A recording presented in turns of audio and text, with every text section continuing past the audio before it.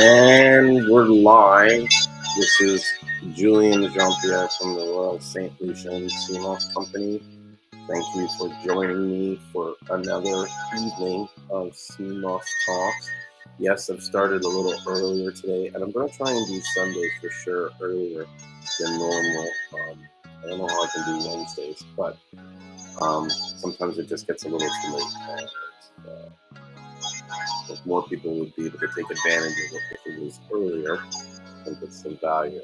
So here we are, half an hour earlier. Well, I wanted to start at 8:30, but life gets in the way. So 1:30 was, 8:45 was a safe bet.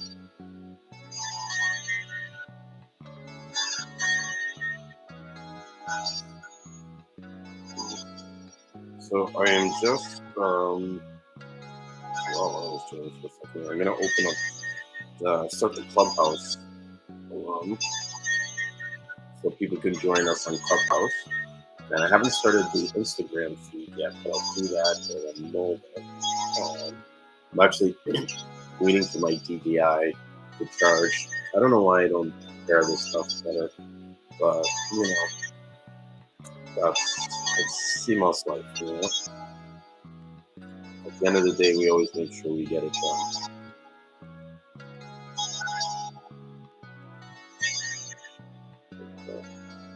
Seamoss.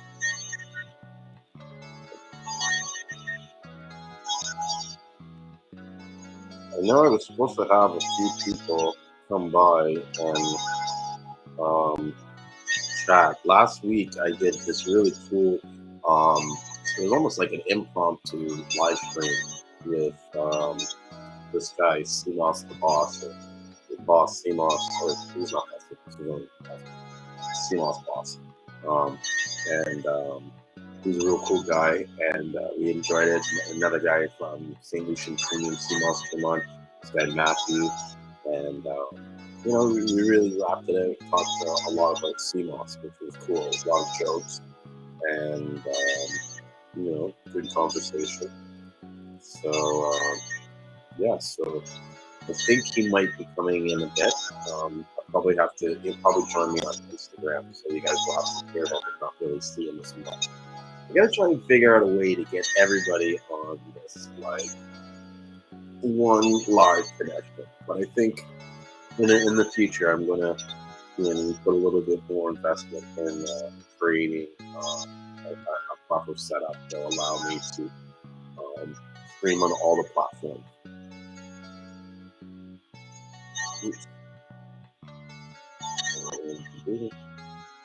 So yeah, bear with me, guys. If you have any questions, feel free to throw it in the chat, and I'll answer it. And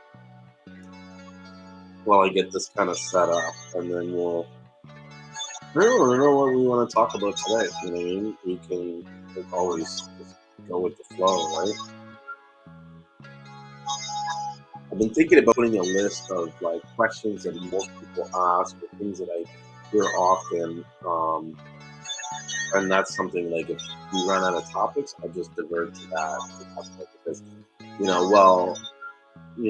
I may have said it before. Some things, you know what I mean. It's not they need to be repeated, you know what I mean, and just not everybody hears that information at the same time.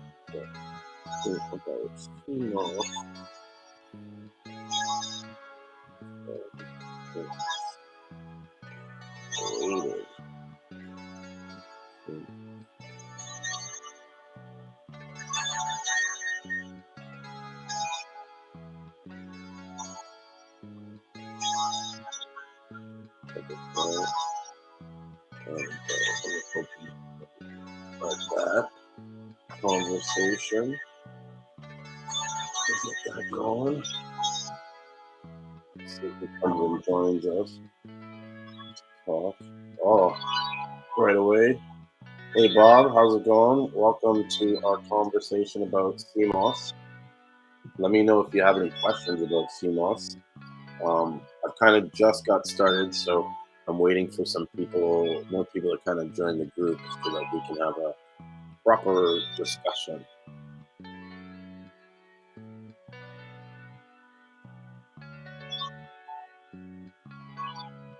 And if you don't know about Seamoss, this is a great place to be to find out more about Seamoss, how it's good for you, what uses it's good for, how people are consuming it.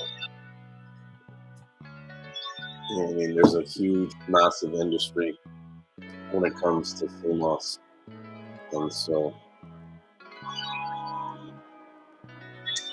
I create these shows so everybody can talk about it and learn more from it, you know?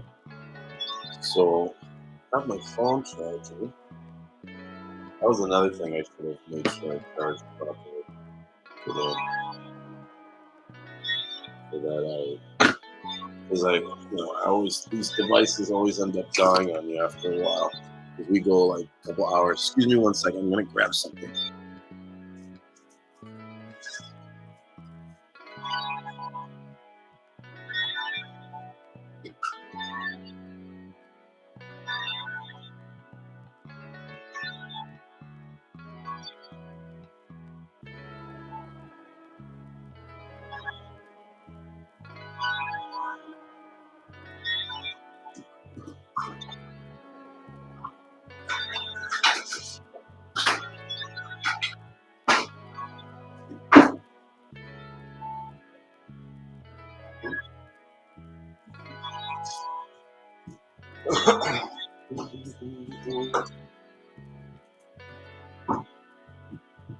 No one's got any questions about Seamoss yet?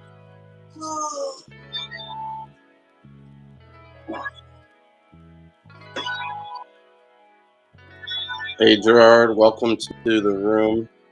This is basically an open discussion about all things Seamoss, and I just want to create a safe place so that people can ask questions about Seamoss, learn more about Seamoss. So, like, if you have any questions, let me know. I've been in the Seamoss business for over 2 years now. I export Seamoss from St.Lucian, and I distribute it all over the world. And I have a very close connection with a lot of the farmers down there and a lot of the other people selling it. So I have quite a bit of knowledge I love sharing. Let me know if you have any questions at all. Okay, yeah. Yeah, I know St. I know a few that are selling it that they're getting their product. Nice.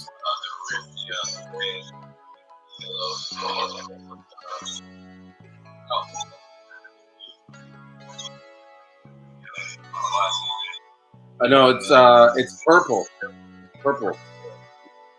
but there is a green, like a blue greenish Seamoss. It's like really rare, but you can sometimes when you order the green Seamoss, you end up getting the blue stuff.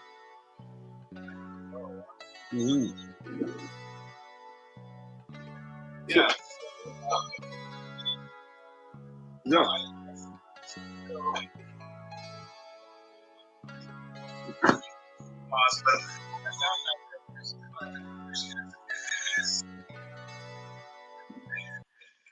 So that's how I was feeling, when I went to Vegas. Well, they're not really two. They're two different species of Seamoss. Do you know what I mean? But a lot of, I mean, it's hard for me to say because I'll be honest, I don't have a huge experience with Condor's Crispus. But what I've noticed is that most people that are trying to form a huge distinction between the two sea mosses or the two seaweeds is those selling Condorus. They're always saying, well, Condorus Crispus is different. It's better. You know what I mean? And I mean, I get it. In some ways, they're paying more for that Seamoss and that product because it costs more. But what I've learned, and I even speaking on this live stream I did recently, the all the sea mosses have a certain baselines of nutrients, right? Some have higher levels than others. And so, well, yes, Condorus crispus could have higher levels of certain nutrients. Garcilaria or other stuff like the gold and the purple and stuff could have higher levels of other nutrients, but they all have certain amounts of the same nutrients in the same ways because they're all from the same family, and they all kind of function in the same way, and that's how they get their nutrients and stuff. It's like having like different types of oranges or different types of apples. Some will have different levels of, say, riboflavin, or I don't know. I'm not a chemist, you know what I mean? But that's the I guess the general idea is that. Sorry, I just had to let my dog out. And so yeah, so that the I don't know, it's hard to say. But anyways, go on what were you saying about the Converse Christmas, because it is a good Seamoss. I don't want to like put it down and say that it's not, but I also don't want to make it seem like that's the only, like there is no one best Seamoss in my opinion. But you had a question, right? Because I kind of talked over your question. I'm sorry. No, it's okay. So I'm assuming you're selling it? Yeah, I export it. Okay, got you. Where are you based out of? Toronto. Oh, you're in Canada. Yeah. So exporting that to the U.S. is going to be expensive. No, I already have it in the U.S. So I export it. I buy it directly in St. Lucia. We have our own farms, and when we have our own, we have divers and people that go out and basically purchase the Seamoss. We collect it.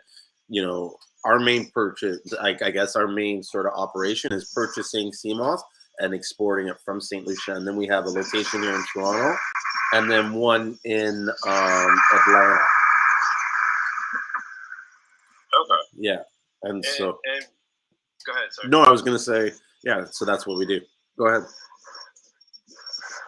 So I was just going to ask you, what is it going for by the pound? Or? I mean, it can really range from it honestly kind of comes down to how much you want to buy and how often you want to buy it. But it can go from like 28 or so down to like 17 or $17 a pound. Okay. Yeah, the more you buy, the more often, you know what I mean, the better. Gotcha. And what's your full spectrum Seamoss? What is that? So what the full spectrum is, and it goes by different names, I believe, and I got to give credit to him, I believe it was Akeem Pierre that coined that term, because he was the first guy I ever heard using it and talking about it. And so, yeah, it's basically a mixture of all the colors. And how they get it is that there's a process in what they use to do the purple Seamoss. Now, it's extremely difficult to get true purple Seamoss. Like, I have to commend the farmers or the guys that dry this that are able to get it, because not everybody can get it this color, right? It's very temperamental, and can be greatly affected by the weather changes and stuff. If there's a lot of moisture and stuff in the air, the purple won't turn as purple.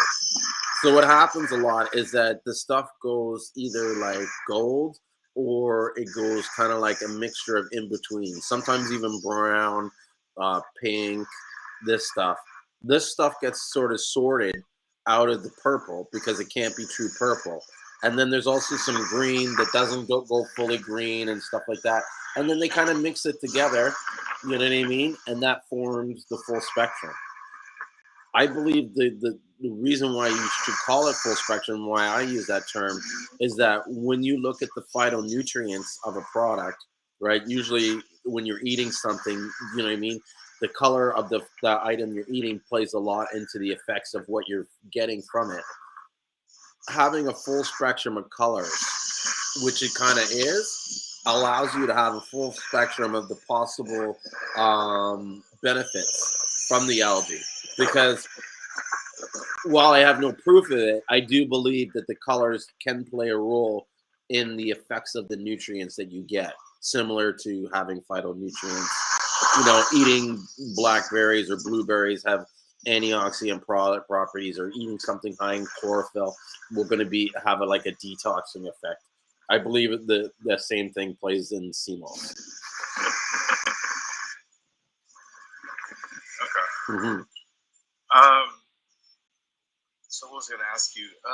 Oh yeah. So with your Seamoss, so I have some now dried. Some green and etc.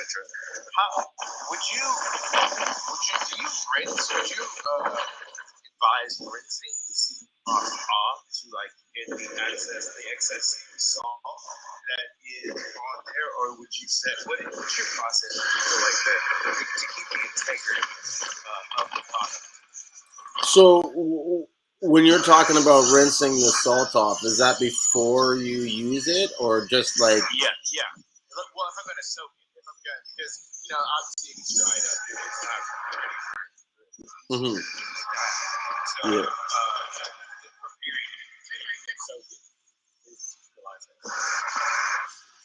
Where are you?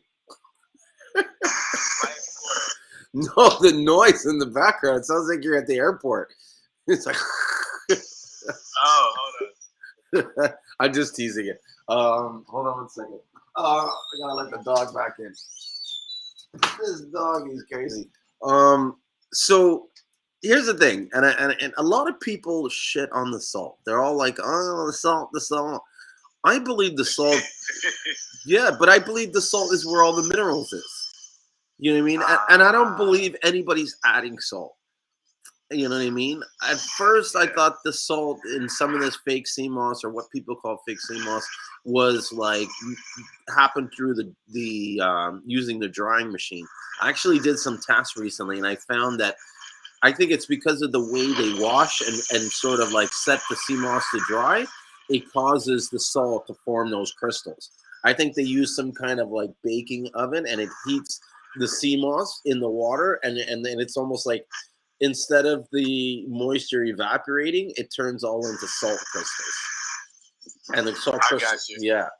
So anyways, so the salts are natural. When you go to clean, you need to clean the Seamoss first most. That's utmost important. Forget about the salt. There's just shit all over that Seamoss. As much as they clean it and stuff, there's a lot of stuff in the ocean. And as much as the ocean and water is clear, there's just suspended shit. Actually, let me get you. You can't see this, but I'm going to show this in the videos here.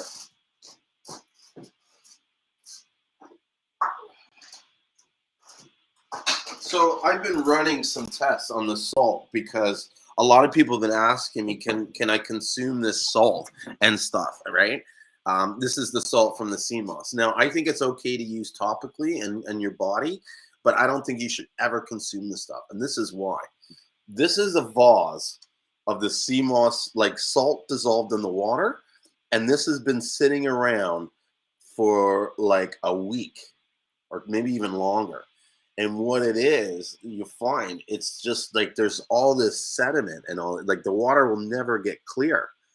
And so what is this stuff? I don't know. You know what I mean? I don't think it's really the salt. You know what I mean? There is some salts in there, but there's just dissolved matter, foreign matter.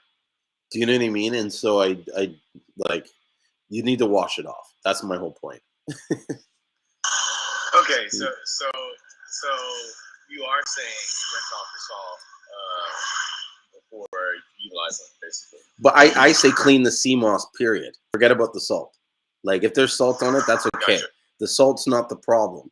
The dirt on the Seamoss, the microscopic dirt that you can't really see, that's the problem. Gotcha. Okay. Yeah. And that's just from the ocean water, not really so much from the salts. Yeah.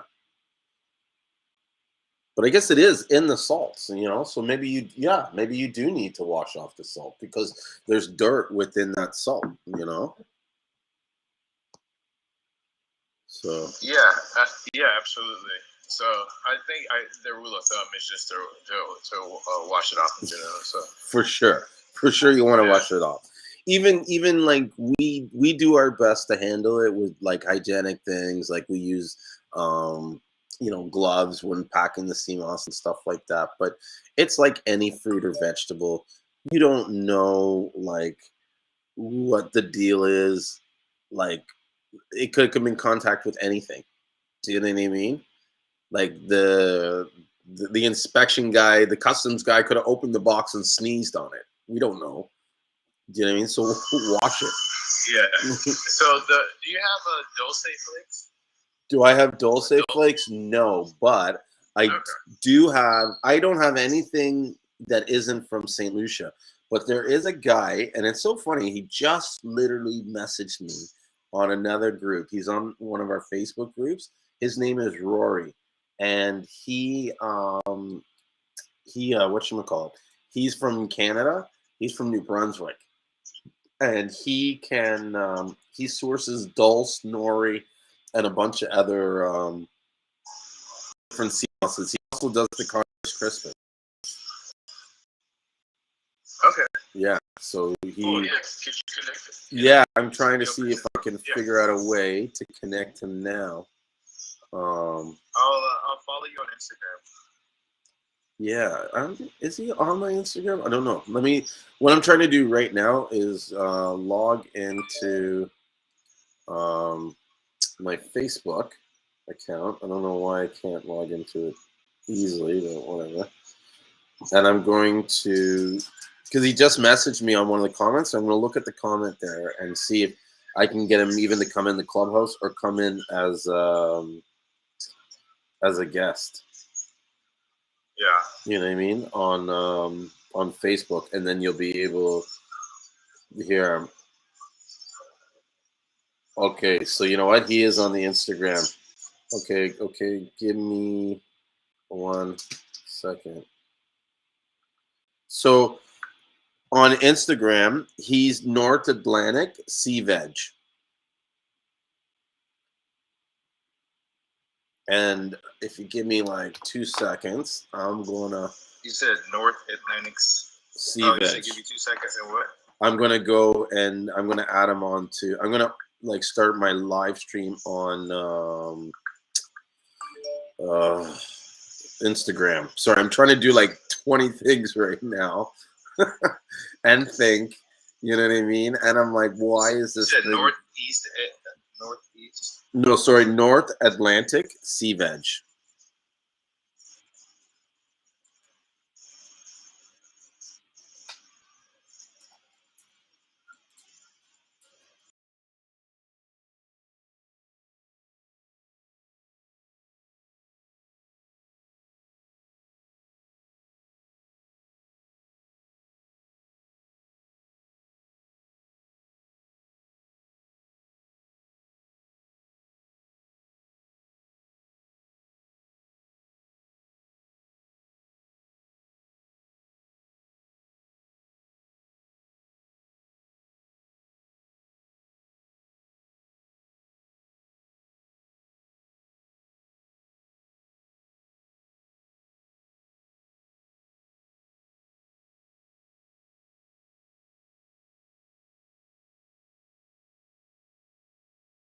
Does come out of St. Lucia. I'm glad you said that the way you said that, because that resonated with me. You're like, I don't know because that doesn't come out of St. Lucia. So speaking of what comes out of St. Lucia, what is the bread and butter there? What comes out of there? So much stuff comes out of St. Lucia. Okay, more so the stuff that you have access to. I can have access. Be more specific.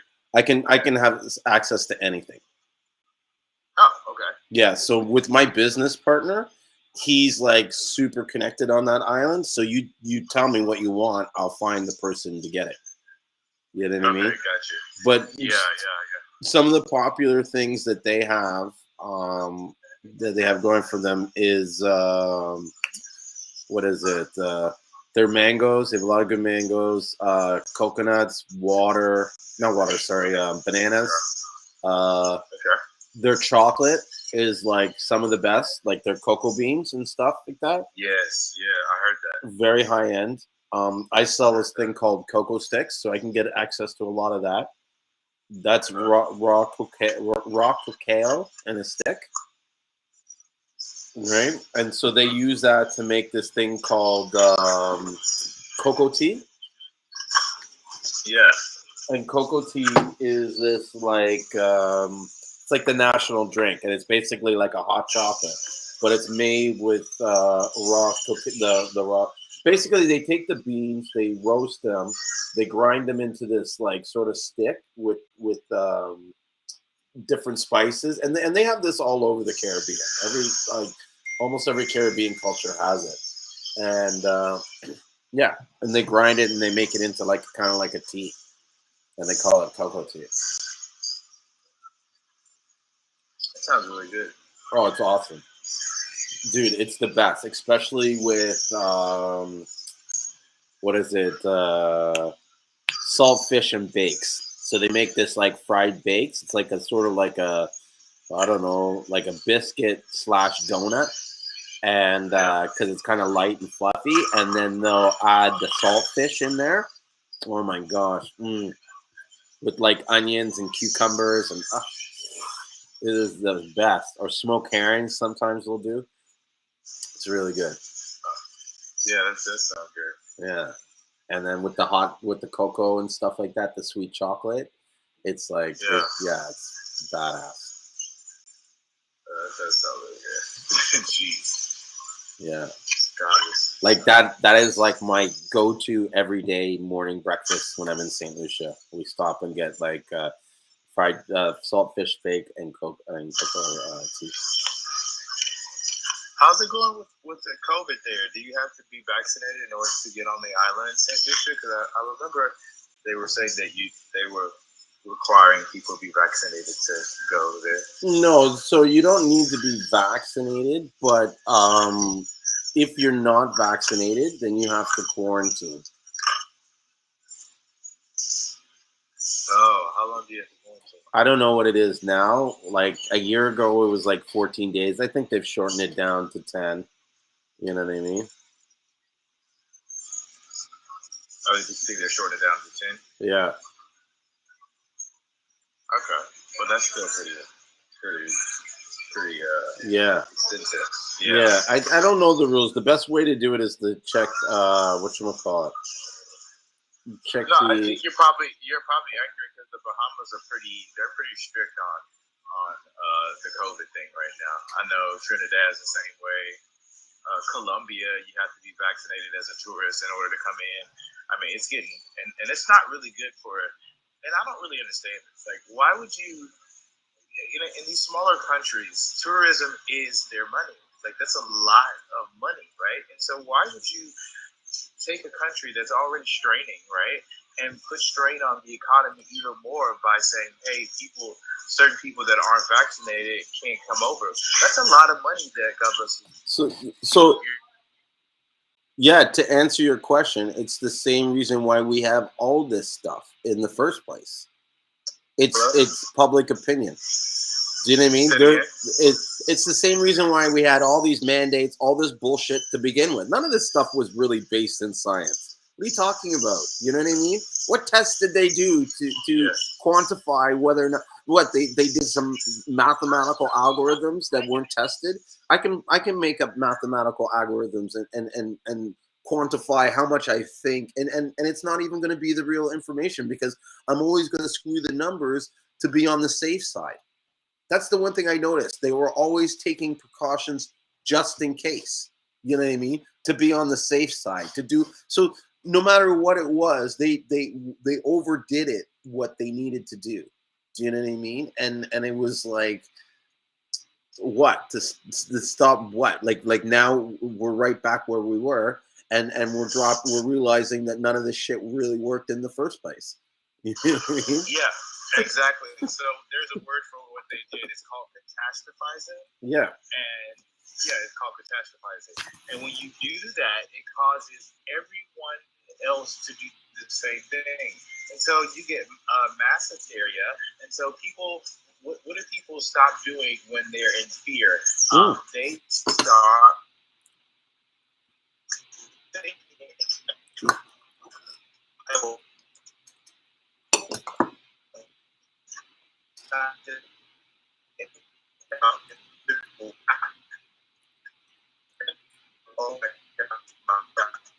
You're totally breaking up.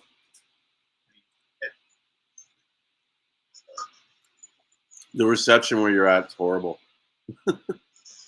Yeah, I'm in freaking that grocery store parking lot. That happens. You know what I mean? They don't got 5G where you're at? Yeah, it says 5G. That's that. This is what the joke is. Like, why I asked that is because, like, before when you had 3G, they're like, oh, get 4G. It's going to be the best. No drop calls, this, that.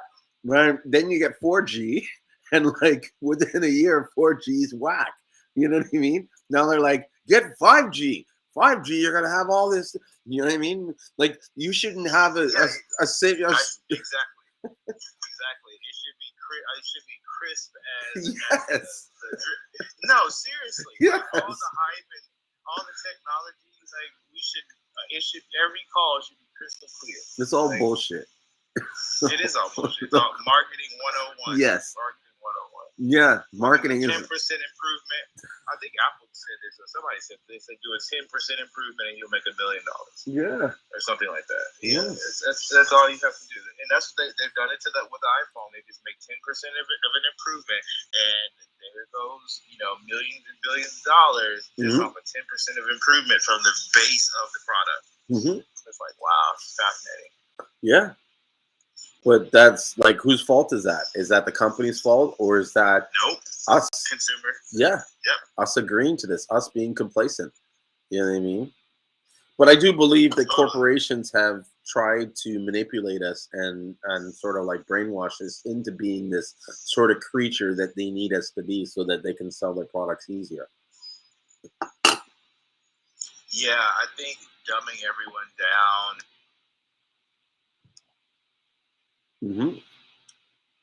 Definitely, it's all about dumbing everyone down.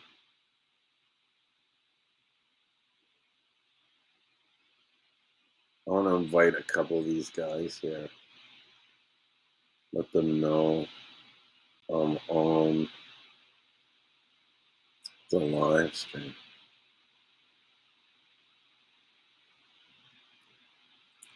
So Myra says here, I agree. Yeah, man, totally agree. So do you take the purple and the green Seamoss? I haven't taken the purple or the green in a long time. You know that, now that I think about it. Although, I don't know, I like the gold. You know what I mean?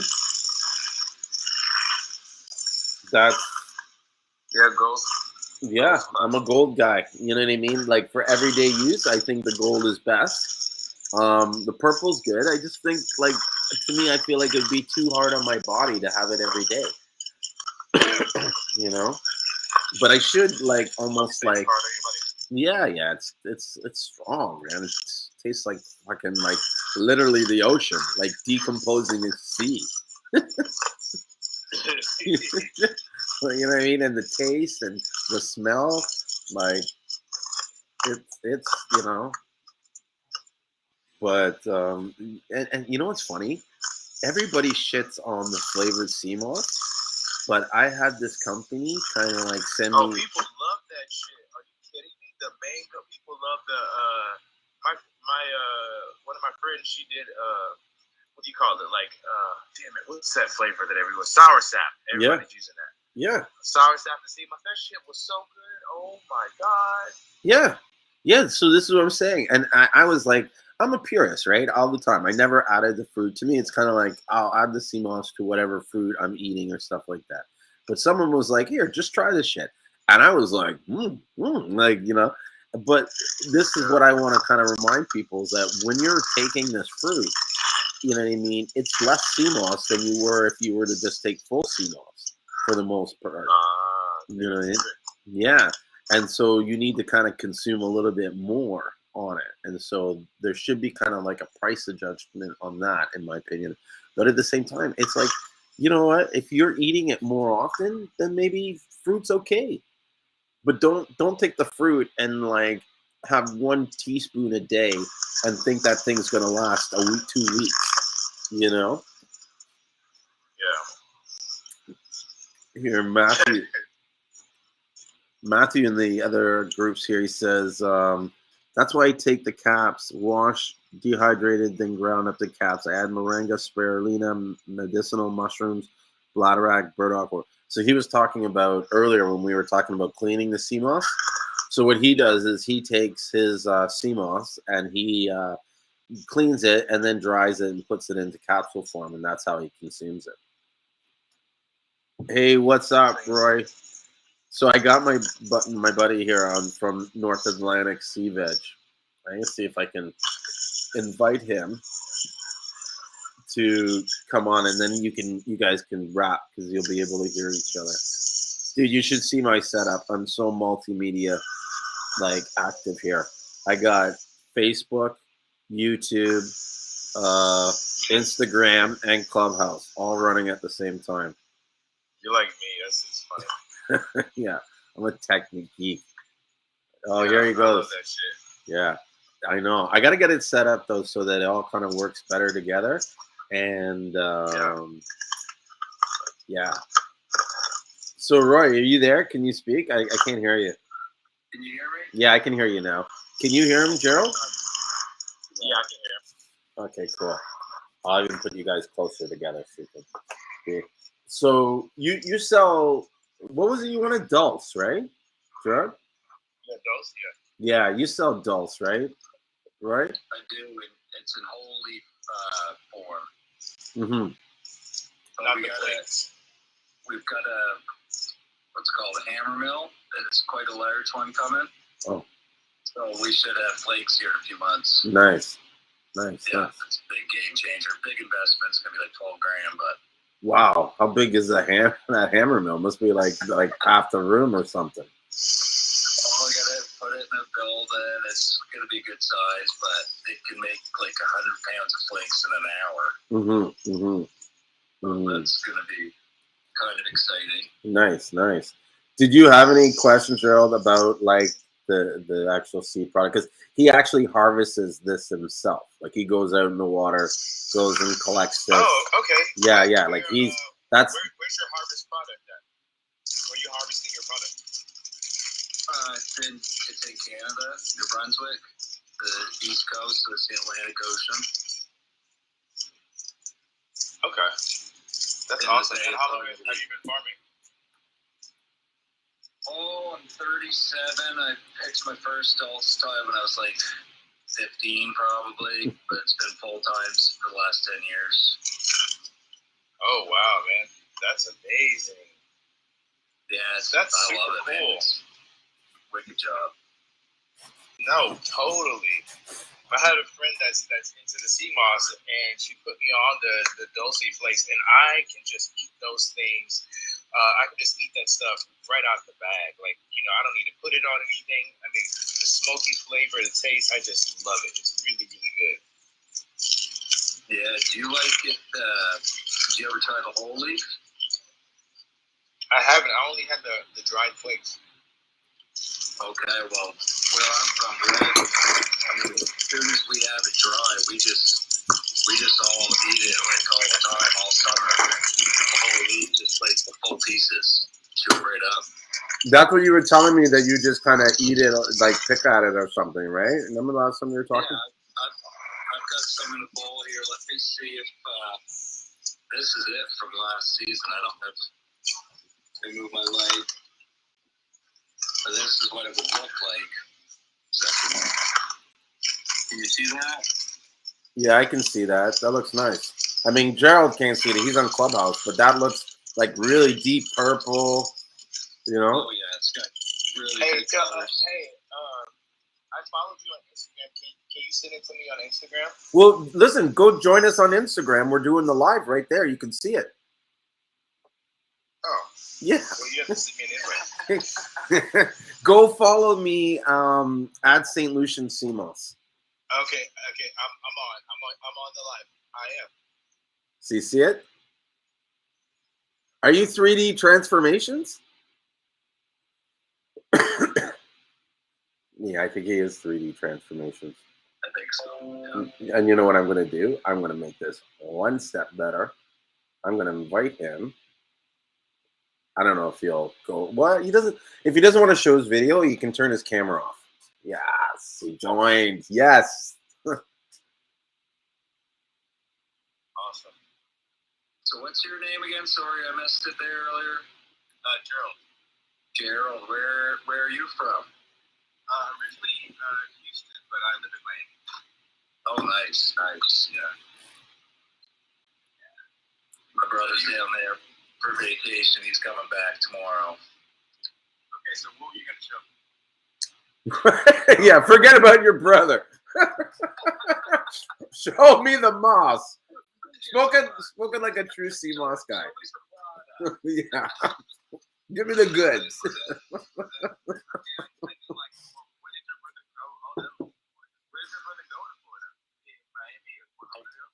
I couldn't even tell you. I know he was hoping to catch some spring training baseball games, but the season was canceled. Now it's back on.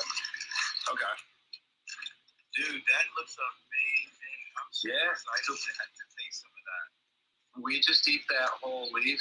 It's just, actually, I'll show you something else I got on the counter here. Yeah. I just put this in a cup. So I just threw in a couple dry pieces, and I barely had to clean anything out of it. And then this is how I eat my Seamoss right here. If you can see that. Oh, was it like? It's just in water. I just throw it in fresh water. Take it out. Okay. I chew it up. That's how I take it. Wow.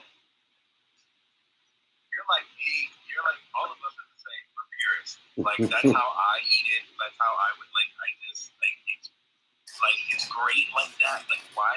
Yeah. Mm-hmm. Yeah. I wouldn't eat every Congress Christmas I see out there like that, because you do have some people's products got mussel shells in it. It's got grit and shit in between all the leaves. Mm-hmm. So you don't want to. Don't go buy a random pan of Congress Christmas. You're trying to do that. Yeah. That's what I'm saying. Yeah. For sure. Like I've seen a lot of people, like a lot of people send me samples, or I've seen photos of a lot of Seamoss, or people show me stuff, and like definitely the one thing, because Roy sent me a sample, like I've received product from him, the guy's legit, you know what I mean, like, and he sent it to me for free, so like to try it out. If yeah, it's gonna be. What's it gonna be? It's gonna cost just because you're in the States.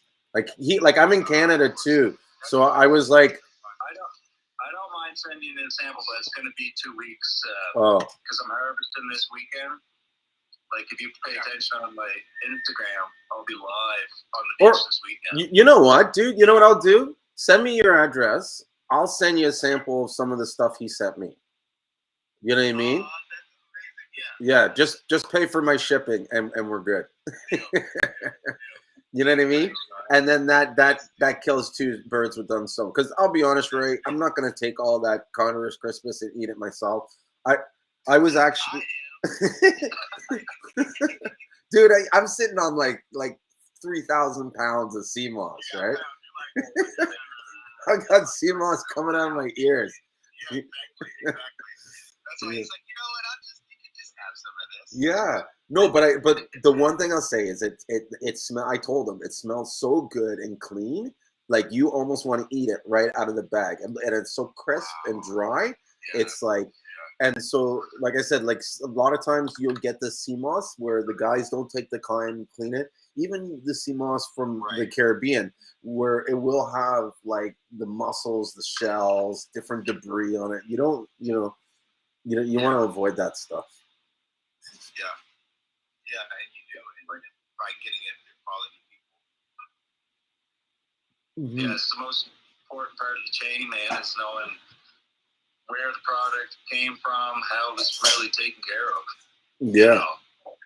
I mean, so I think that's why I've been excited to get out on my own, because with meeting Julien and meeting all kinds of new people, like you can share that whole process and take the guesswork right out of it. Mm-hmm. Man, I'm so happy I met you two guys. Like, I'm super stoked because, like, I was in a situationship with the person I got all of my Seamoss from, and my plug went away. And there goes, like, I'm on like my last couple of bags of Seamoss. Like, I'm like, I think I got a couple pounds left. I gotta start. Like, I'm at the dose thing. Exactly. I'm like, it's like, I'm like, okay, where am I gonna find my plug? I gotta, in the universe, I'm just on Clubhouse, and I see, let's talk about Seamoss. I was like, that's random. That's the universe guiding you. That means you're blessed when you come to me like that. You know what I mean? Mm-hmm. Totally. I love the product. I just found out about it this last year. I've been taking it like crazy. I put it in my smoothies every morning. I put it in my salads. I live it. Nice. Yeah, man. I eat it all the time. I've been actually, I've been getting into the fruit flavor. You talk, I'm going to show you some of the shit that I've been eating. It's pretty cool.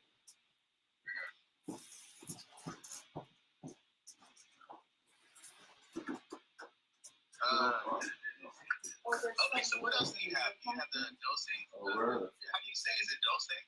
Dosing, please. Just dulse.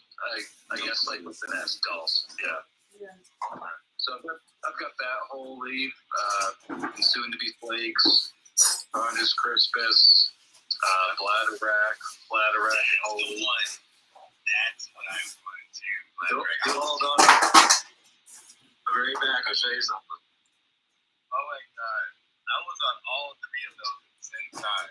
Like, don't say bladder rack. Oh my goodness. You got a lot. I got 150 pounds harvested last week. Yeah. I took my son came with me. It was fun. That's crazy. I don't personally eat as much bladder rack. I mean, that one I do struggle to get, like, eating it in wholly form. It doesn't taste very good. I don't know if anybody does that, but no, I don't think I was putting it in my smoothies. I was doing the bladder rack. I was just eating the dome and putting the Seamoss in my smoothies. So I was,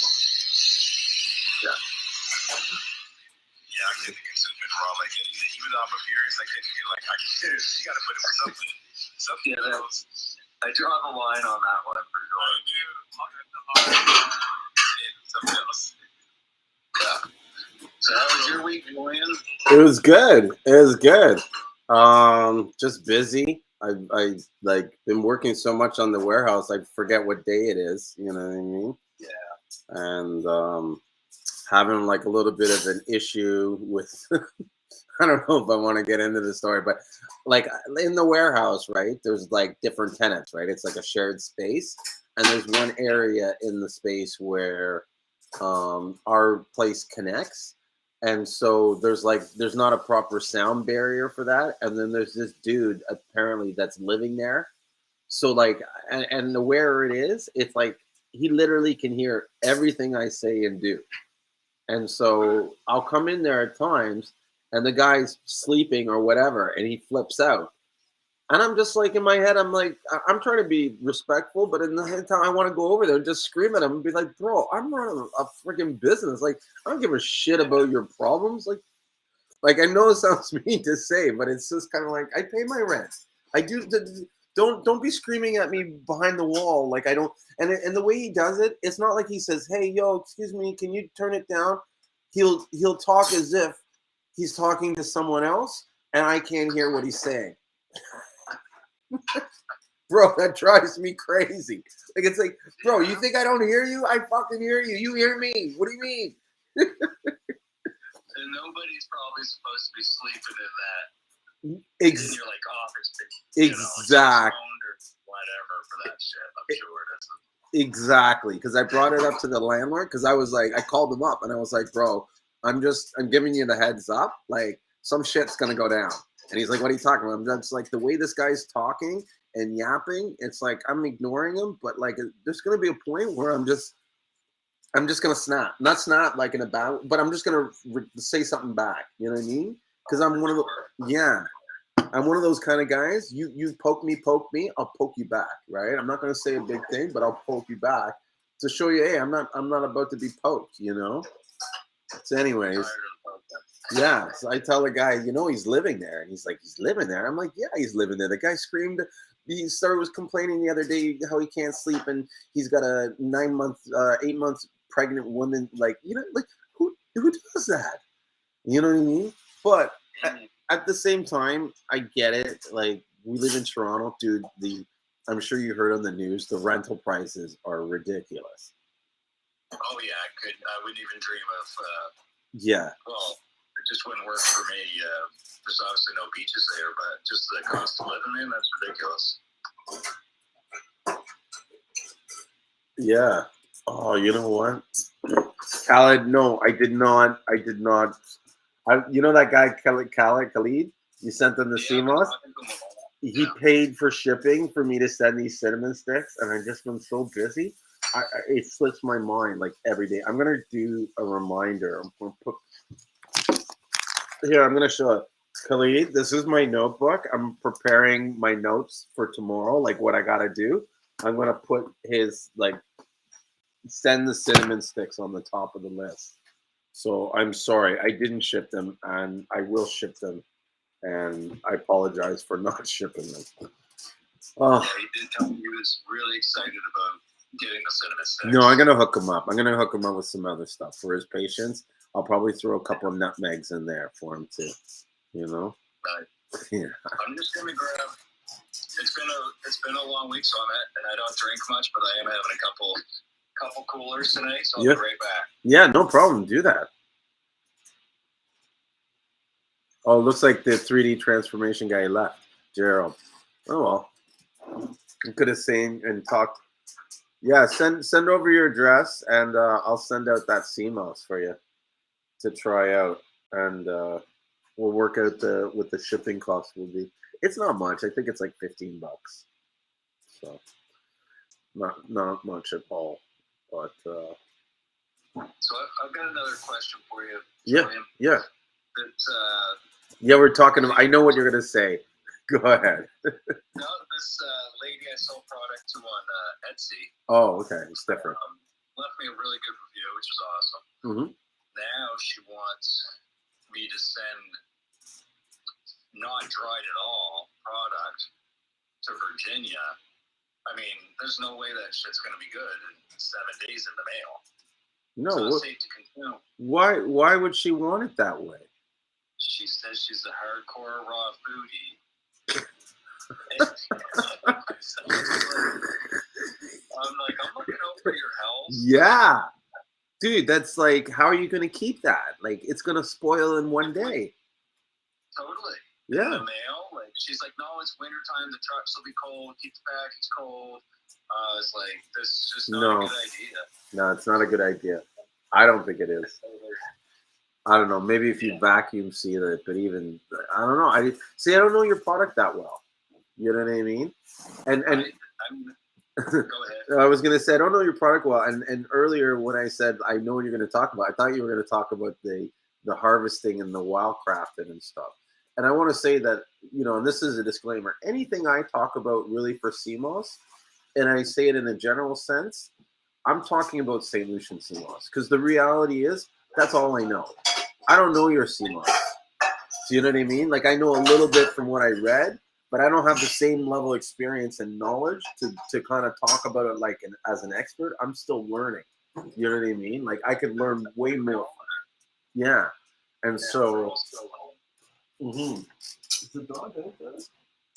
I see 2 comments. Don't do it. Okay, that settles that one. She's just such a nice lady. She's actually from the Ukraine, but moved to Virginia, and she has some type of food, something or other degree course, and she's like, I'm an expert. It's gonna still be fine. No, I could grow a bacteria on inside of 8 days in a package like that. Yeah. Mold. What do you mean? Exactly. Mold will grow on it in no time. And there will be a delay. Like, unless you shipped it overnight, that's the only way I would think about it. You know what I mean? Like, you would have to ship it overnight with, like, frozen ice and, you know what I mean? All that stuff. What's up, Yusuf? I wanted to see your... Chilling. I wanted to see this. What does it say? How big would you dream if you knew you couldn't fail? The only thing stopping us is ourselves. Nice. I love this Kanye picture that everybody uses. I gotta find one where I could do like a joke for St.Lucian Seamoss. I can send you it. I'll send you I'll send it to your Instagram. Yeah, the blank one, and then I'll copy it. I'm gonna do a whole bunch of memes and stuff like that on it. Yeah, sorry about that. So yeah, so What's the Kanye picture? huh? Which is the Kanye picture? I So- guess I haven't seen this one. I'll show it to you. Hang on. It's this one. This is, you know, he's freaking out about the Pete Davidson. And now apparently the guy Pete Davidson's like trolling him through someone else's account. I feel so sorry for Kenya. It's like, bro, give it up. You know, you messed it up in the first place, trying to, you know, be the dick that you are. Just move on. Let it go. You're making it worse.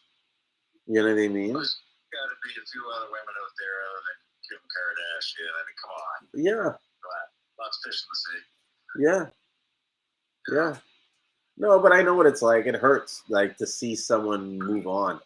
You know what I mean? And leave you, and you think, oh, they didn't chase me, they didn't come after me. You know what I mean?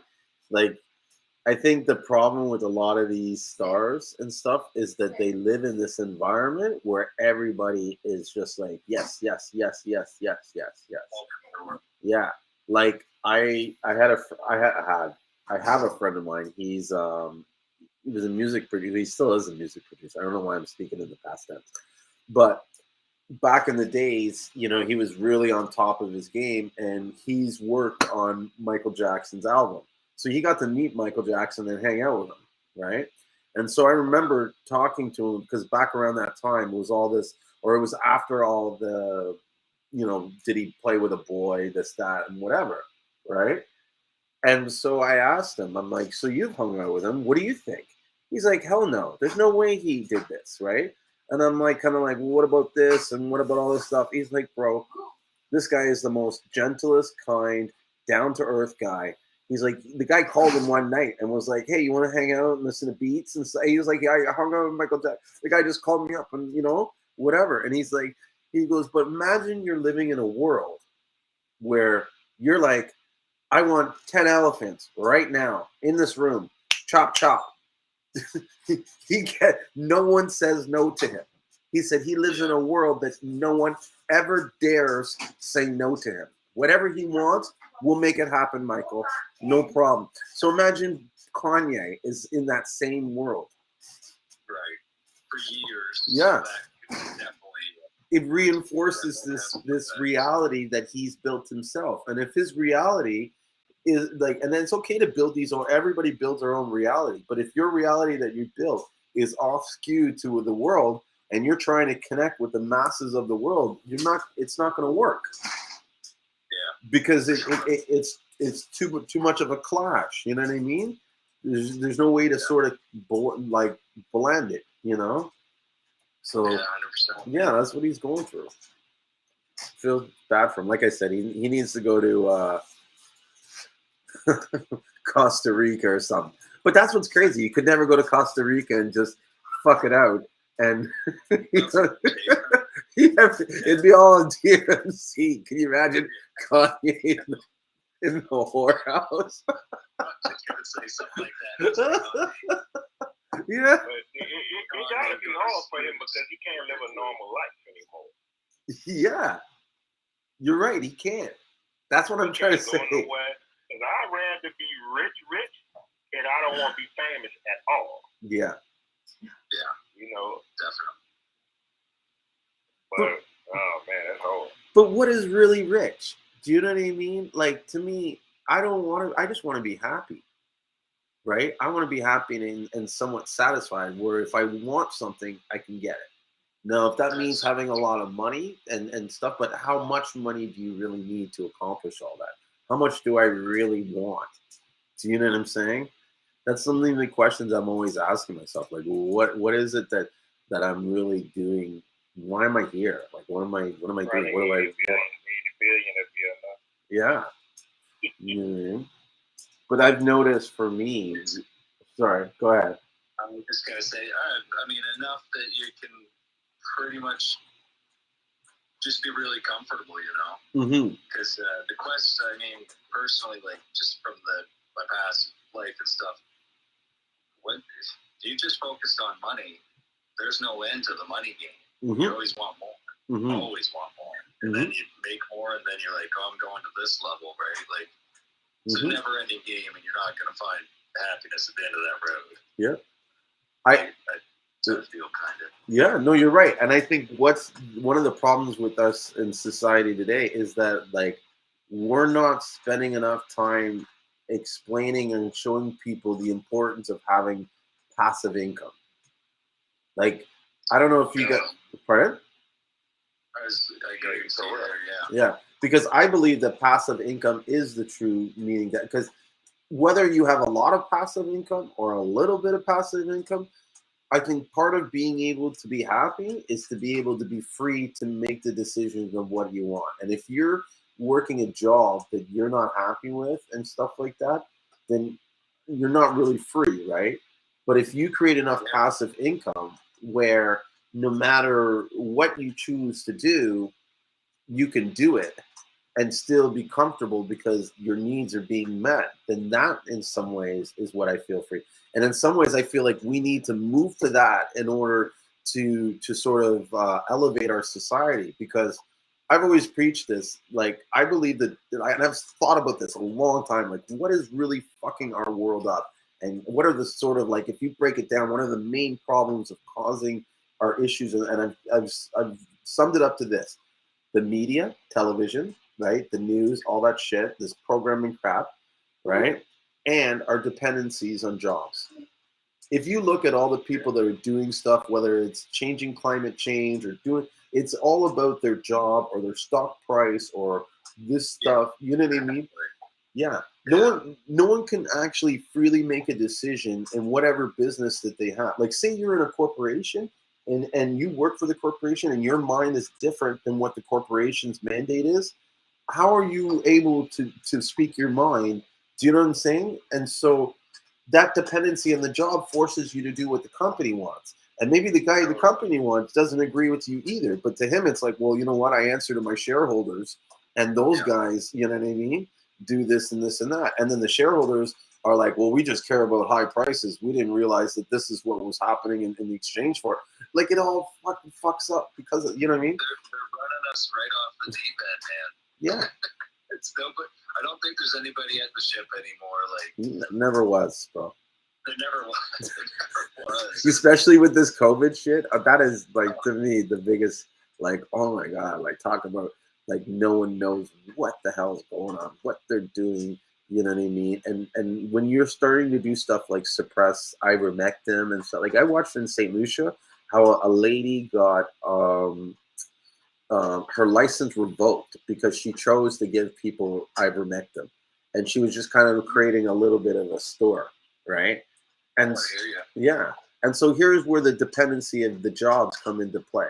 Now, the body of the people, they may not have gotten a direction from Pfizer or whatever, or this and that, but they might have said to themselves, well, how does this look on the world stage? How are we going to, you know what I mean, appear to this and that? And, you know, will this affect our grants? Could we potentially go, you know what, we need to stop this lady because, you know what, I don't want, you know, do you know what I'm saying? Like, a lot of times there's no one actually saying anything. It's our belief in what the other side wants. And then we make a decision based on that. And that's all dependency on our jobs, trying to think we're going to get ahead, whatever. We want to be recognized. You know what I mean?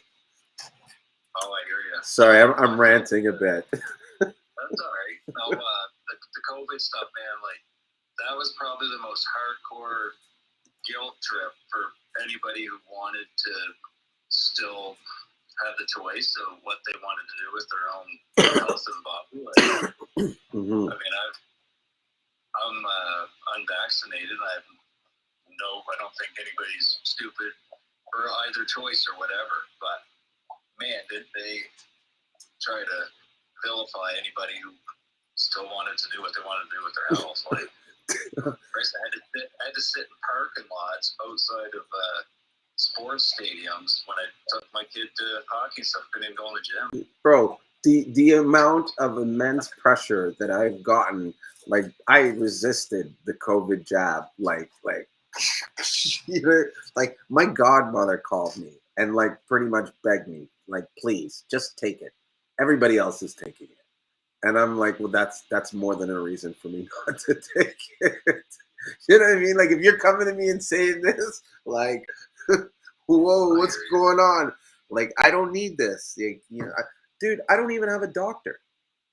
Real talk. Like, No, I don't have a family doctor either. I don't have a family doctor. I go to a walking clinic once in a while because I have allergies with my asthma, right? So I'll get a puffer. Like, they got to prescribe a puffer. But beyond that, I don't get sick. Doctor's right there. There you go. Yeah, exactly. But even just growing up, we always just ate kind of like, you know, home cooked meals. My mom cooked good stuff. Like we, you know, you eat a lot of that island stuff. That stuff it sticks with you over time, you know? Oh, sure. Yeah. For sure. So Myra says there's a doctor that I'm friends with that lost his hospital privileges because he ordered ivermectin for a patient. Exactly. That's what happened to the girl. You know what I mean? She had to fight to get her license. So what is that stuff? So ivermectin is basically some kind of dewormer, and they use it in horses and also in humans in certain cases. Like if you're in like Africa and stuff and you get a bunch of parasites and stuff, they might prescribe ivermectin to you. And so there has been studies and tests where they've shown that this ivermectin had a huge reduction in the recovery rate of people on COVID.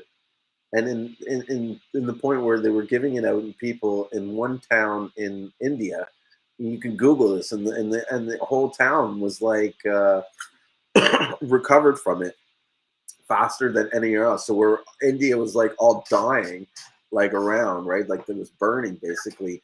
This one like province was like safe and it had almost zero rates. But I believe a lot of these numbers, right, that we're seeing and the damage, it's all skewed and manipulated. Like I understand statistics and stuff like that. And sometimes these numbers that they're sharing, these high numbers, like you got to understand the sources, the collection date, like when they collect, like sometimes you'll release a date today, like, oh my God, there's 500, new cases. And that was collected from the last 6 days.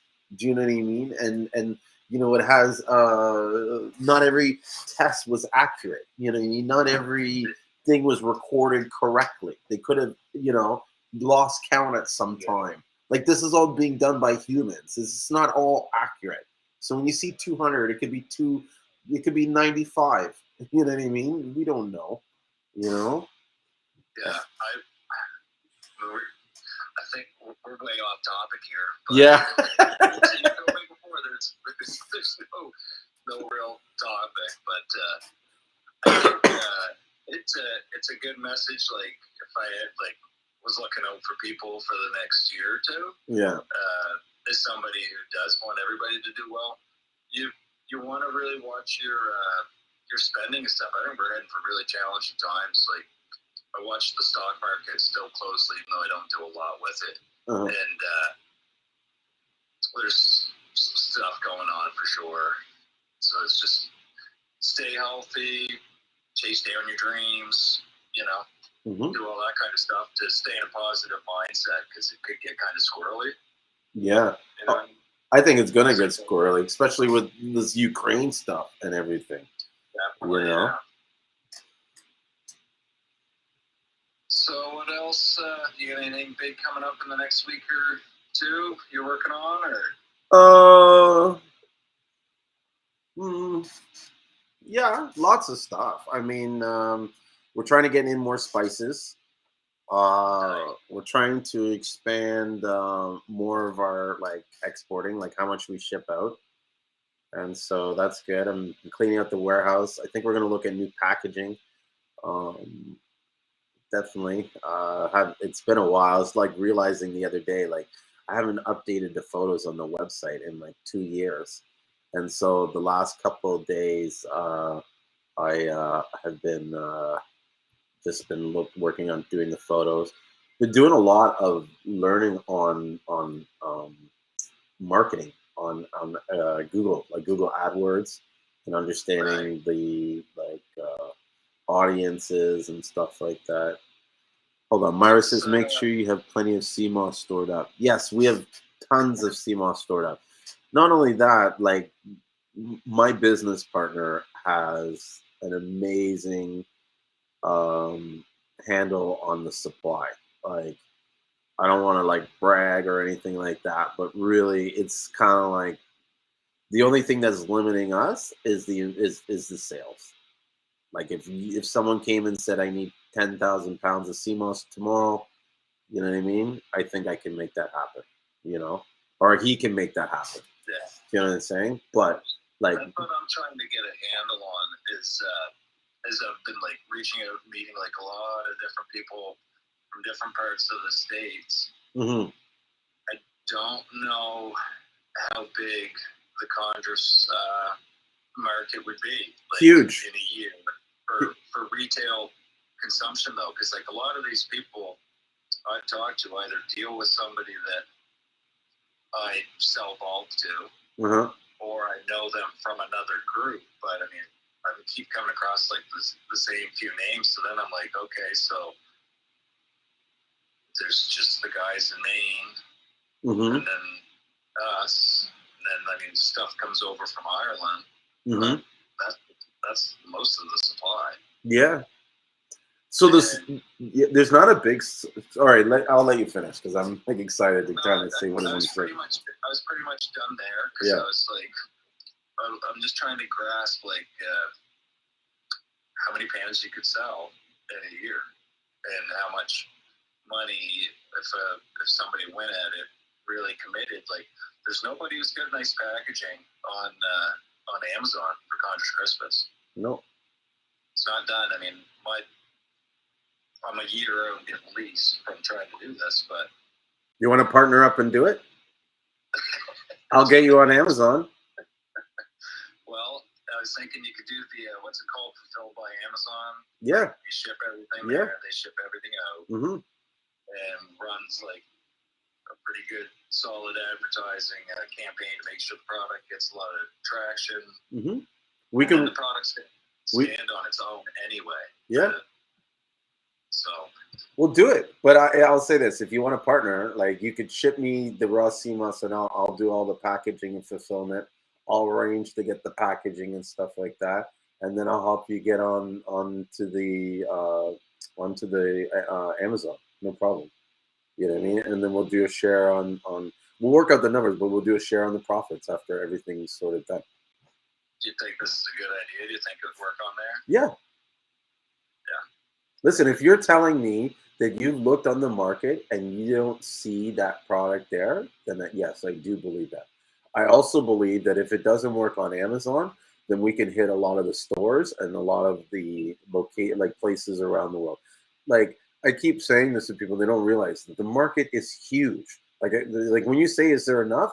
The only reason why you're not selling enough is because you're not working hard enough to reach enough people.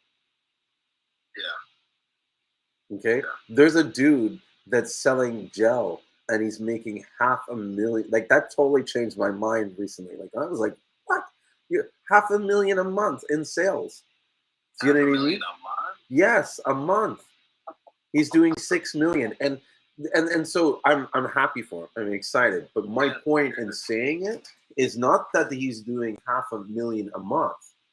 It's the fact that he's doing $500,000 a month and you don't even notice that. You've never even like you might if I mention his company name, you might recognize it or whatever passing by. But the point is, the ocean is so big that this whale is there and you don't even see it. Yeah, you're right.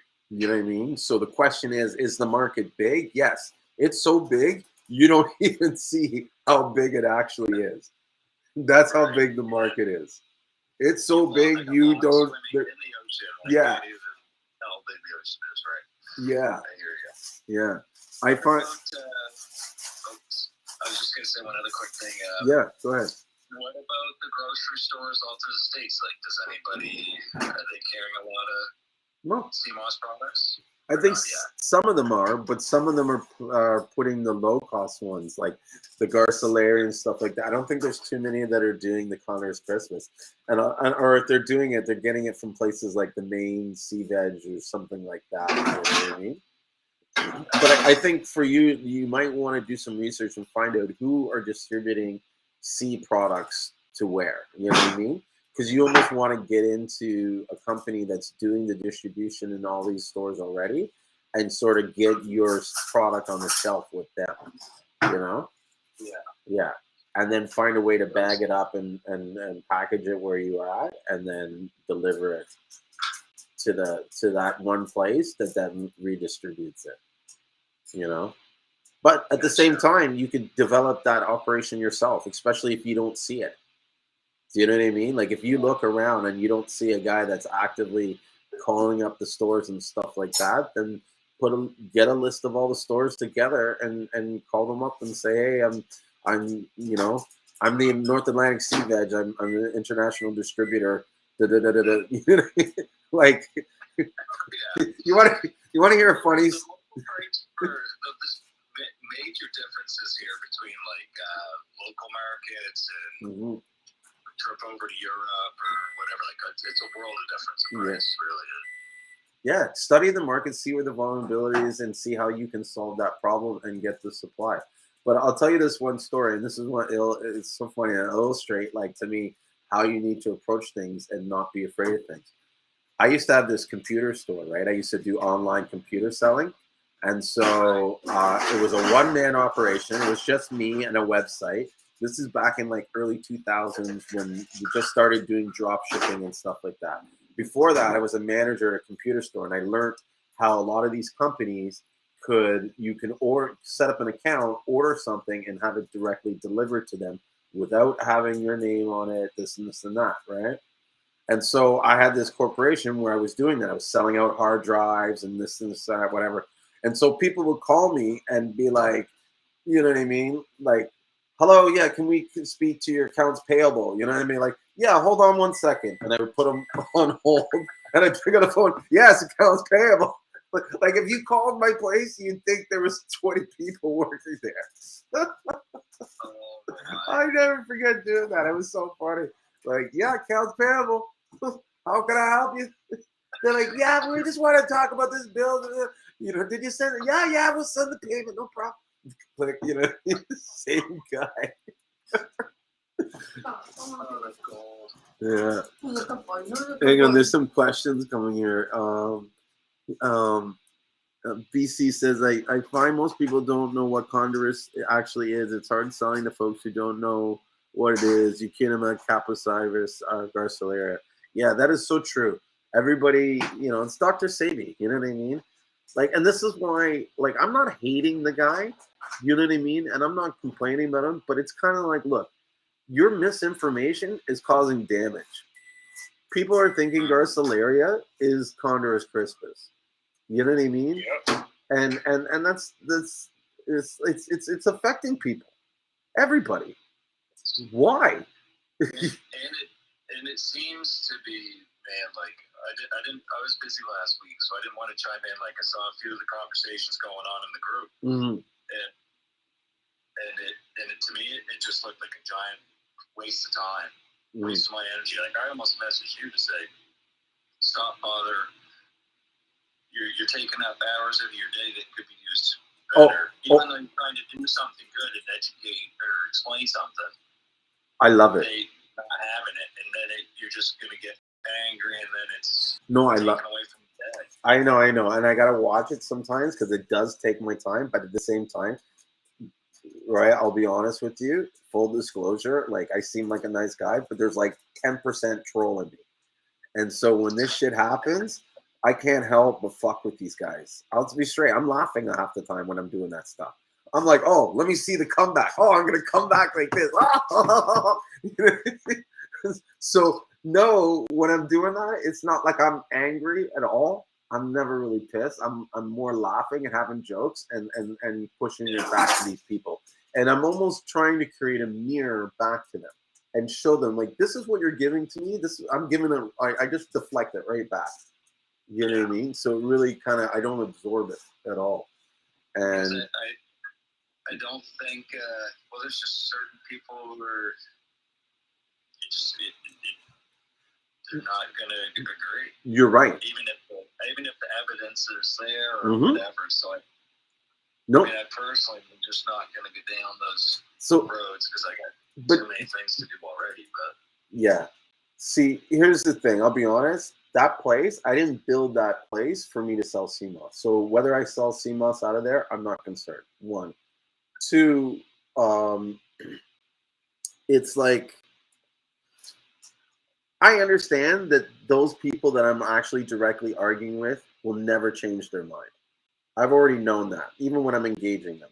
You know what I mean? That's part of the reason why I don't take it seriously, right? But what I'm looking for is the people that are reading the comments. And yeah, I'm willing to take a risk of looking obnoxious and kind of like a dick and stuff like that, right? But I want those people to question what we're talking about. I want them to go and seek the information because the truth is there. I wouldn't be saying this shit if I didn't study the truth. Do you know what I'm saying? So those that are serious and are really into Seamoss, they're going to find the truth. Those that don't, I can't change them. Only God can change man. I see Khaled made a comment here. Is it Khalid or Khaled? Yeah, Khaled, please. Yes. Boss Seamoss. Mentioned this guy who reached out to me who wanted to buy 100 pounds of Condrus at a reasonable price. And he's active in our group there. And ever since I joined that group, man, this guy's gotta be careful. I don't think he's watching, but anyway, I've got a pretty good intuition with stuff, and I was just like, I don't know if this thing's legit. Like this guy is legit, and not saying he's not because you gotta be careful making those kind of accusations. But I'm just gonna wait and see what's because Khaled bought some off him. If his product comes through, maybe I'll do something with him. But if he's over in Peru, why does he want me to ship 100 pounds to this address that I couldn't really get to come up on Google Maps? Oh, okay. I can't understand why. From Peru? Yeah, he says why. Do you know the same guy, Yusuf? Yeah, I think I know who you're talking about. I got samples from him before. If that's the same guy, he has 2 pages on Instagram. Maybe he just doesn't. Yeah. It could be entirely legit. I could be way off. But if it's a guy, he sells a different strand of Condrus crispus. I think I know who you're talking about. Yeah, he has different types. He has I've seen it. It's like the blonde and the blonde. One is just sun dried and one is just dry. But they're all the same, but it's different. It's different. It's different from the kind I would get from Maine. His Condrus crispus is a different species of Condrus crispus. The guy in Peru. Yeah, I haven't ordered anything from him because I just don't trust it yet. I mean, he sent me some samples, but I don't trust it. It's too much, and it's not. He doesn't have enough information, for me to really trust him. Well, what kind of information do you need to trust him? Because I think this is a problem that I see happening with a lot of these farmers. I need addresses. I need you have to basically be like established when I see. It's like me just looking at a page and I'm like, okay, this guy is showing that he has Seamoss, he's doing this, but it's nothing else. It's like, okay, Cash App or Zelle or Zello, whatever. I never do that. Never in life with Zello, whatever it's called. Um, like PayPal, I'm cool with PayPal because if I have a problem, I can get my money back. Mm. But if they don't have PayPal and if they do Western Union, I don't do Western Union at all. I don't do that Zello. I don't do Cash App. Mm. If you don't do PayPal, then I won't deal with you. You know, I've been thinking about doing this. I don't know if someone's going to take my idea and get fucked, but it's almost like I'm thinking about setting up a way where I can be like the intermediary for these people that do the sales. So it's almost like I'm almost like their representative. They ship the Seamoss to me, so it's already here. I'm holding it for them. They sell it, and all I got to do is package it, box it, and send it to a place for them.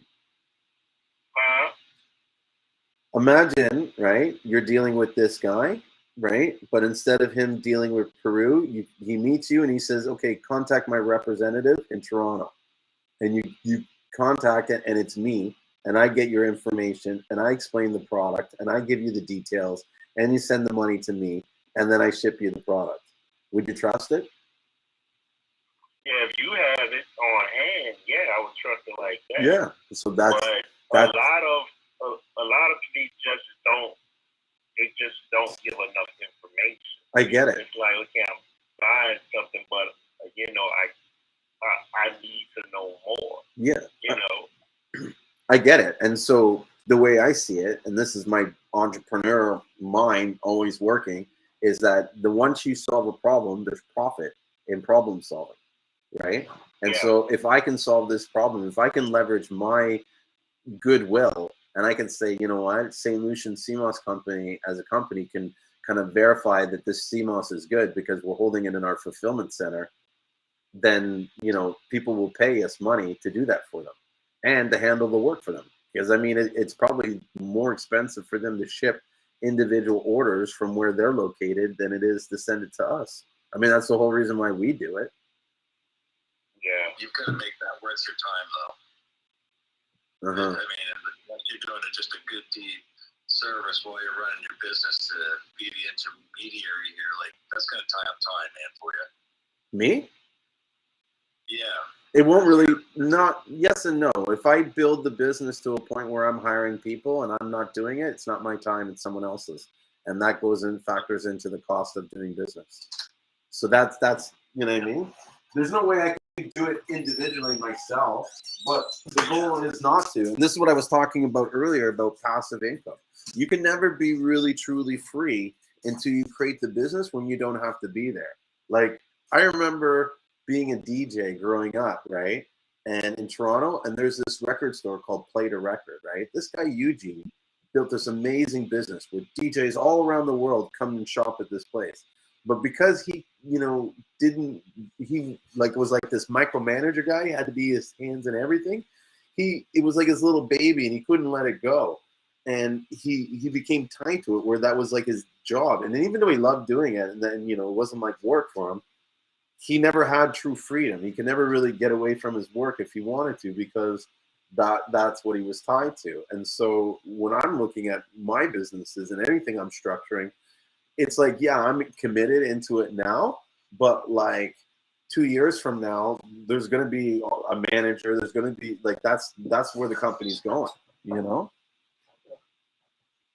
And so BC said, I pitched to a person in St. Lucia. They wanted me to pay out in the month. Yeah, for sure. Me in St. Lucia, I would. You know how many people get ripped off from sending Seamoss on credit? I don't advise any St. Lucian. And I mean, I know you, and if someone said to me, hey, do you vouch for that guy? I would. But the truth is, I wouldn't recommend to any St. Lucian to send anybody Seamoss at any time without getting paid first. Anytime I've ever seen a problem between the St. Lucian and another buyer in the foreign market, it was over the fact of getting paid and them having the money. And so it's safer for them to put them, have the money. And no, Khaled, we can't hear you. You're maybe you need to disconnect and reconnect again. You know, this would save on overseas shipping, and they don't have a website and only accept which. Yeah.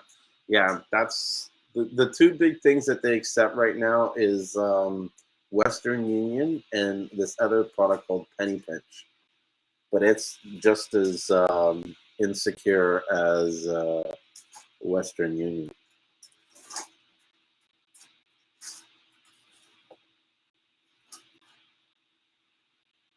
So Yusuf is there. Knows. Like 2 minutes here. Pardon? I'll be right back in like a couple minutes. Yeah, okay, no problem. What's up, Yusuf? Chilling. Where are you at? South Carolina. Nice. North Carolina, about 5 miles away from North Carolina. What are you carrying? Some type of pearl. It's like some type of plastic. I'm delivering like some type of Like the plastic pellets? yeah. I'm delivering something like that. The raw shit to put it so they can make the bottles or whatever containers you're talking about. Yeah. Nice. But yeah, when you were talking about the Seamoss, as far as like getting it from the other people, I guess, and holding it for them, and you'll be the one, in between. That's cool too, because it's kind of hard trusting like people, bro, with your money, things like that. Like I wouldn't mind doing business. I wouldn't mind going into that type of stuff because I see like in New Orleans when people sell Seamoss, they sell it for like super high. When I have Seamoss, I give the shit away most of the time. And I have a lot at home right now. The stuff you get, I have a lot of that at home. And I also have the samples that the guy sent me from Peru. But he has a high price tag. High price tag. How much? How can you say? Hold on, like. What?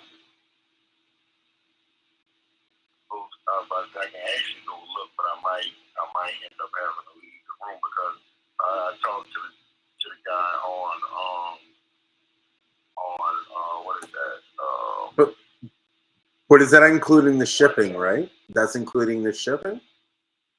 It's a high price because maybe that's the problem. Like sometimes these guys, the way they ship it, it's like so expensive. Yeah, it wouldn't be worth it buying it from the guy in Peru when I could just get it from Maine. And a lot of people, they think of, I gotta get it from overseas because that's where it goes. Nah, bro. You can just get it from the U.S. The only thing that you're gonna have to get from somewhere else is gasoline. Other than that, your kind of strictness is already in the U.S. So, some people think because it's from this place is better, from that place is better, But Maine has some of the best sea vegetables and seafood and stuff like that. But that'd be cool. I guess how you would be doing it would be something like, you would just be holding it from, so it'd be like you drop shipping from them. I'd act like a fulfillment center, and in fact, that's kind of like the rates that I would charge. I'd charge and I've seen someone doing it in this other setup, right? They were this company, and I think I'm going to copy these guys. I hope they're not watching, but they basically they do manufacturing of healthcare products en masse for people. And so, like, if you want to say come up with a line of soaps, you call them up and they formulate the soaps and do the scale. So they'll make you 1,000 soaps at one time. You know what I mean? And have it wrapped and packaged and all that kind of stuff. You know what I mean? Yeah, see, that's cool. Yeah. That's real cool. Yeah. Or say you wanted body butters or some kind of like shea butter cream. You could, formulate it with your scent and I could pour it all. And that's what she was doing. So I want to do something like that, kind of like for healthcare products. You know what I mean? Or not, or for health wholesale health stuff, you know, and then the basically go to these people that are already selling it and say, hey, are you having a hard time selling this? Hire me, give me a percentage of your sales, and I will not only store your shit, I'll sell it, and I'll, you know, I'll be the how do you say it, the validation source. Yeah. And I mean, even, and I can openly say something like, sometimes I'm thinking in my head like, why are you giving all these secrets away, Julie? Like, this is a great business idea. Someone's gonna hear that, you know. But I think that this market, there's enough that there could be 100 guys like that doing that. Do you know what I mean? And we still do well. Like, this is a big problem that like almost every foreign guy that's like selling has. You know what I mean? And unless they get their shit, or it's either that or they, like, we need to set something up where in St. Lucia there's one sort of person that they can sell to, and if they want to. I think there should always be freedom of anybody should be able to sell to whoever they want. There shouldn't be any, like, that's almost slavery when you start like saying you got to sell to this one guy at this one price. You know what I mean? So to me, that's not right. You should be able to have the freedom to sell to whoever you want at any price. You know what I mean? I never try to control people in that sort of sense. Yeah. You know what I was looking at today? I was, I was looking at as far as I was looking at mushrooms and stuff and how the mycelium grows and all of that type of neat stuff. But I was thinking about, like, I see how they grow it in the petri dishes, the agar and stuff like that. I was thinking about doing it, but I would not grow mushrooms, but just as far as keep the spores going, like have different strains of mushrooms and stuff like that. Just sell the petri dish to people so they can make their own mushrooms, grow their own mushrooms. Yeah, that's interesting. It's really easy. Like corn syrup, I can basically keep spores basically in the refrigerator with corn syrup, and they would keep producing like that, and you can add some of that to the petri dish, and if you do it right. That's a really cool idea. I think if you were to do that, I was thinking about trying to get into that. I think I'm into mushrooms. You're gonna have to sterilize the Seamoss first. I still think it can create a medium on which the other bacteria can grow in it, but you're gonna have to kill it so that all the stuff that's in there already doesn't grow. With you know what I mean? Like, it's gonna have to sterilize it big time. I've always been wanting to get into the mushroom production. So I've always found it interesting because you can get like a 10 by 20 foot like space and grow a lot of mushrooms in that space. You know what I mean? Like, you can do it in your backyard. Yeah. When I was growing up, we had a friend that his dad had a shiitake mushroom farm, which was like, it was the illest place. Like, we used to like go up there up north because it was like an hour outside of the city. So we would go up there, and it was like, imagine he had this big like shiitake mushroom farm, but on the farm was this ridiculous party house. And I think what he did was he built the farm so that he could have this party house because it had like tennis courts and like a pool and like jacuzzi. Like, so like we as teenagers would just go up there and party. But he had acres and acres in the forest of these trees that were chopped like this, and they were lined up like triangles one by one. And they had these guns, and they would stick the mycelium things in there, and they would inoculate after a year or two or something like that, and then they would just naturally start growing the mushroom. And then they would dehydrate it and then package it and then ship it all over like China and shit. Like, he had this huge operation, and it was all on that one property. And it was like, you know what I mean? So imagine the house and everything was a party thing. And then in the garage and then the basement, it was like full production where they were like, it was pretty cool. I learned a lot, like watching them like dehydrate, produce, and package mushrooms on like a commercial scale in some basement. Yeah, that's cool. Like that's real cool. Yeah. I'm looking to buy a grow box and stuff too. You know, to just start something. Mm-hmm. Start it small.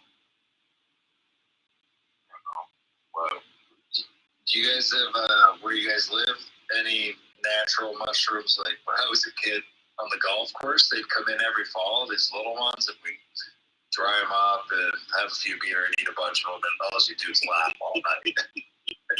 They were gold. So we have some that grow here, but it grows like in like the fields where the cows and horses are.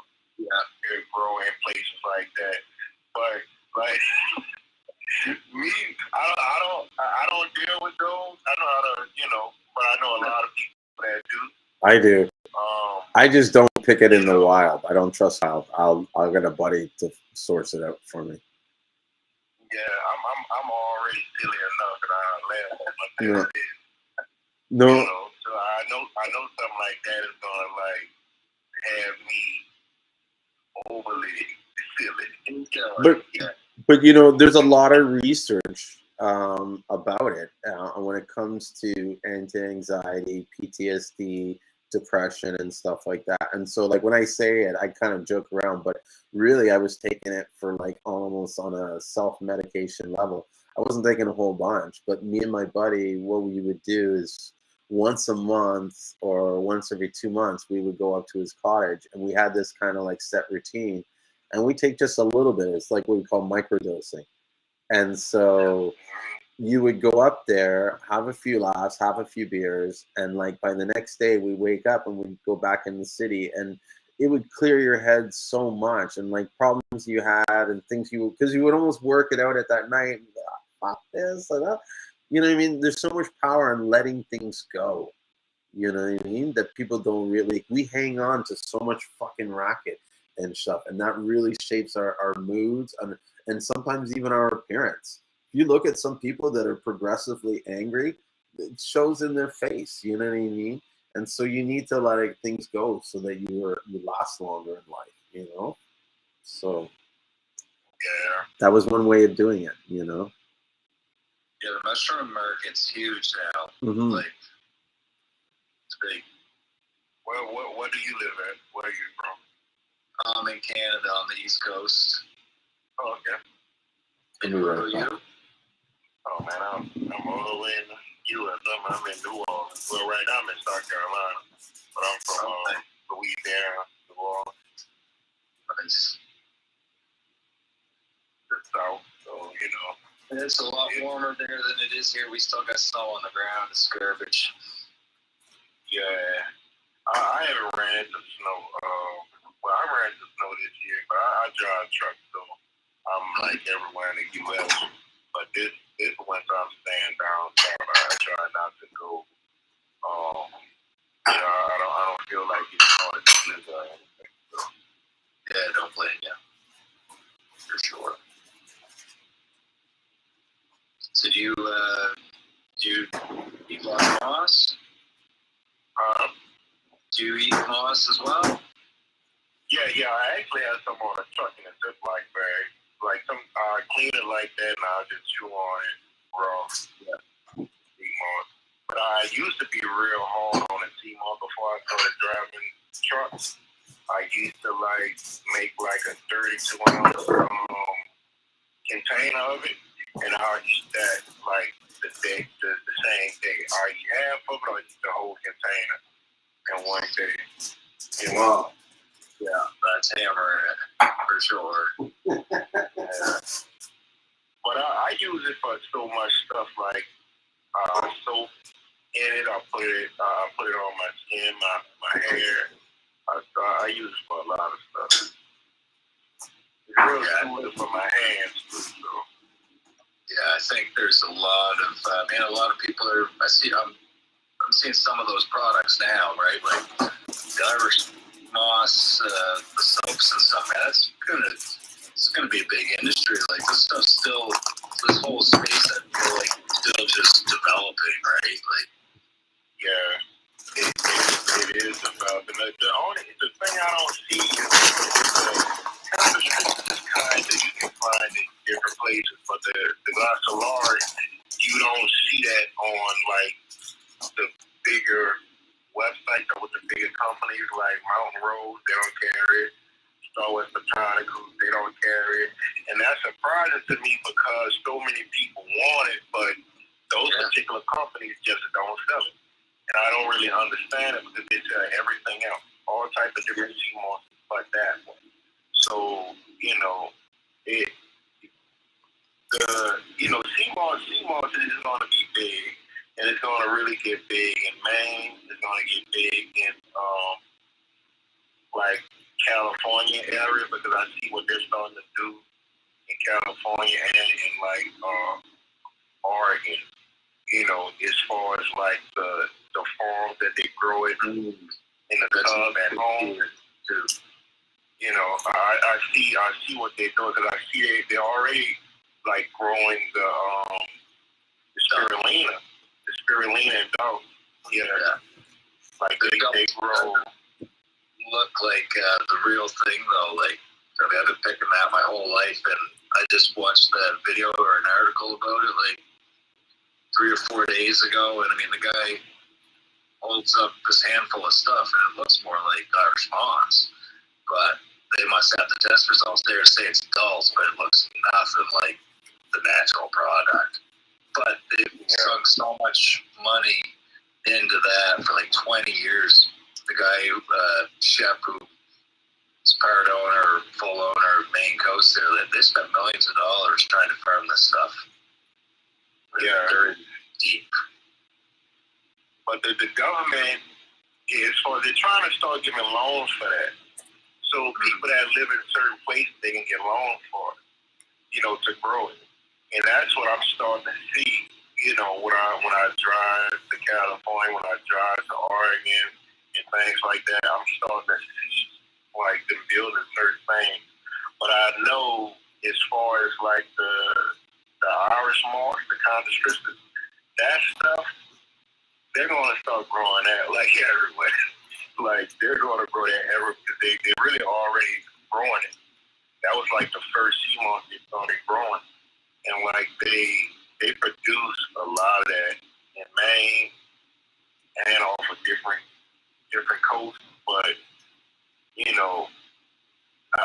they grow so much stuff in tubs though, and like for me, it's hard to tell. I mean, they grow it in seawater. It's just seawater they pumping and filtering back and forth. But a guy grows some in Texas as well, but his is grown in his garage. Fish tanks and things like that. Yeah, he sells it at like the farmer's market. Wow. What species? You can find a guy on YouTube. Huh? What species?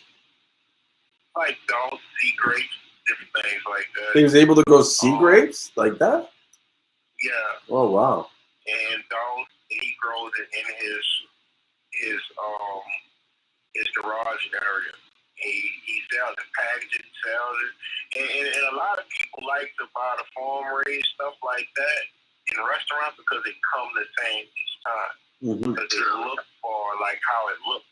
And that's like a problem because it's like, it has to look pretty, it has to look clean. And that's not really good all the time. Because if I want an apple, I'd rather take an apple off a tree than go in the store because I know the store apple isn't going to be sweet. But the one from outside gonna look rotten and dirty, but it's the better apple. So, I've run into that problem this week. I had 2 really small orders for Condris and showed the people pictures, and they were like, "Can you put more stuff in it?" Because I took a lot of time to clean it, right? Because that's how I like to eat it. I like it as clean as possible. You're chewing on the shit. I don't want to eat mussels. I don't want to eat other shit in the leaves. Yeah. And small shrimp. Or shrimp. I don't want to eat those shrimp. I eat it raw on the beach when I'm picking too. So I do eat some shrimp and baby wrinkles and stuff. I do. But when I'm at home, I want it clean. But these people specifically said, send it with this stuff in it. And I was like, okay, geez. See, and that's what kind of bothers me, because it's almost like the only reason why they want that stuff in it is so that they can sell to people, oh, look, it's authentic because of this. And it's like, if that's your only way of showing that the Seamoss is real, are you serious? Like they didn't want to have video of you actually cutting the thing or cleaning it or any of that? Like, what do you mean? Like, I don't know. I would take the photos, at least. I'm a cheap guy. At least that, you know what I mean? It's like, how do you say it? I won't have to spend money in extra shipping you. Like, I wouldn't have to get rocks. Like the other day, I see this guy like, oh, look, there's a rock in it. That's how you know it's real. It's just like, I'm like, I wonder how many farmers are sitting there in the Caribbean that are like, yeah, man, throw some rocks in it. That way they know it's real.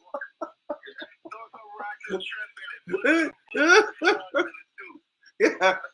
Come on, man. We have to do it, man, or else they don't know it's real. You know how these farmers are. That's too hard to get kind of strips and clean it at home. I'm not doing that. That's too hard. Like, No. to clean before I get it, because I went through that process of cleaning it, and that's hell. Yeah. That's hell. His stuff is clean. Oh my goodness. Yes. Man, that stuff is hell. Because you have to clean it, and you have to re-dry it, and you have to store it.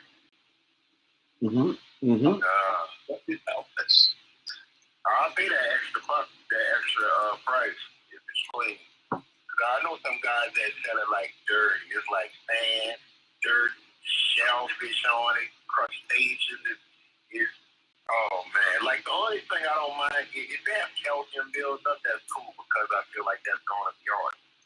But I don't feel like dealing with shrimp and people make good money too. Why would you want to spend all that time having to wash something 3 times or 2 times to make a gel?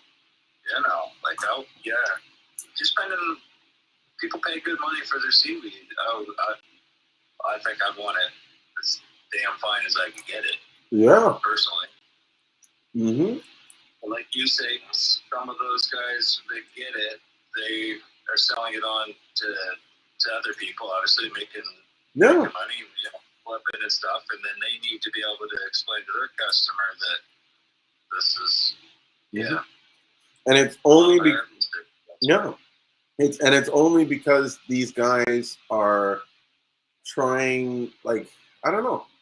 I don't want to bash it. I guess I feel like it's like in their efforts to validate their product, they're going about it in my opinion the wrong way, or just counterproductive methods, where there's different ways that you could show your product that actually show. Because to me, the fact that it's off the rocks, okay, even if the stuff could get the minerals off the rocks, even if the stuff is better, and I'm sure in some environments where the rocks are is the ideal environment, and that's why I don't believe that the rocks actually play an intricate role. It's where the rocks are just happen to be.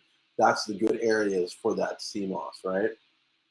But if you're going to do that, it's like it's almost better to get the content and the footage and show the people, like, this is who I'm dealing with. This is the guy, like, you know, you don't have to show where he's located, but, like, you know what I mean? Like, that's what I'm doing this weekend. It's not going to be like I'm going to be on a Condors pit harvesting. It gives rain right now for Friday night, but I'll be going regardless. But later in the season, we get in our boats.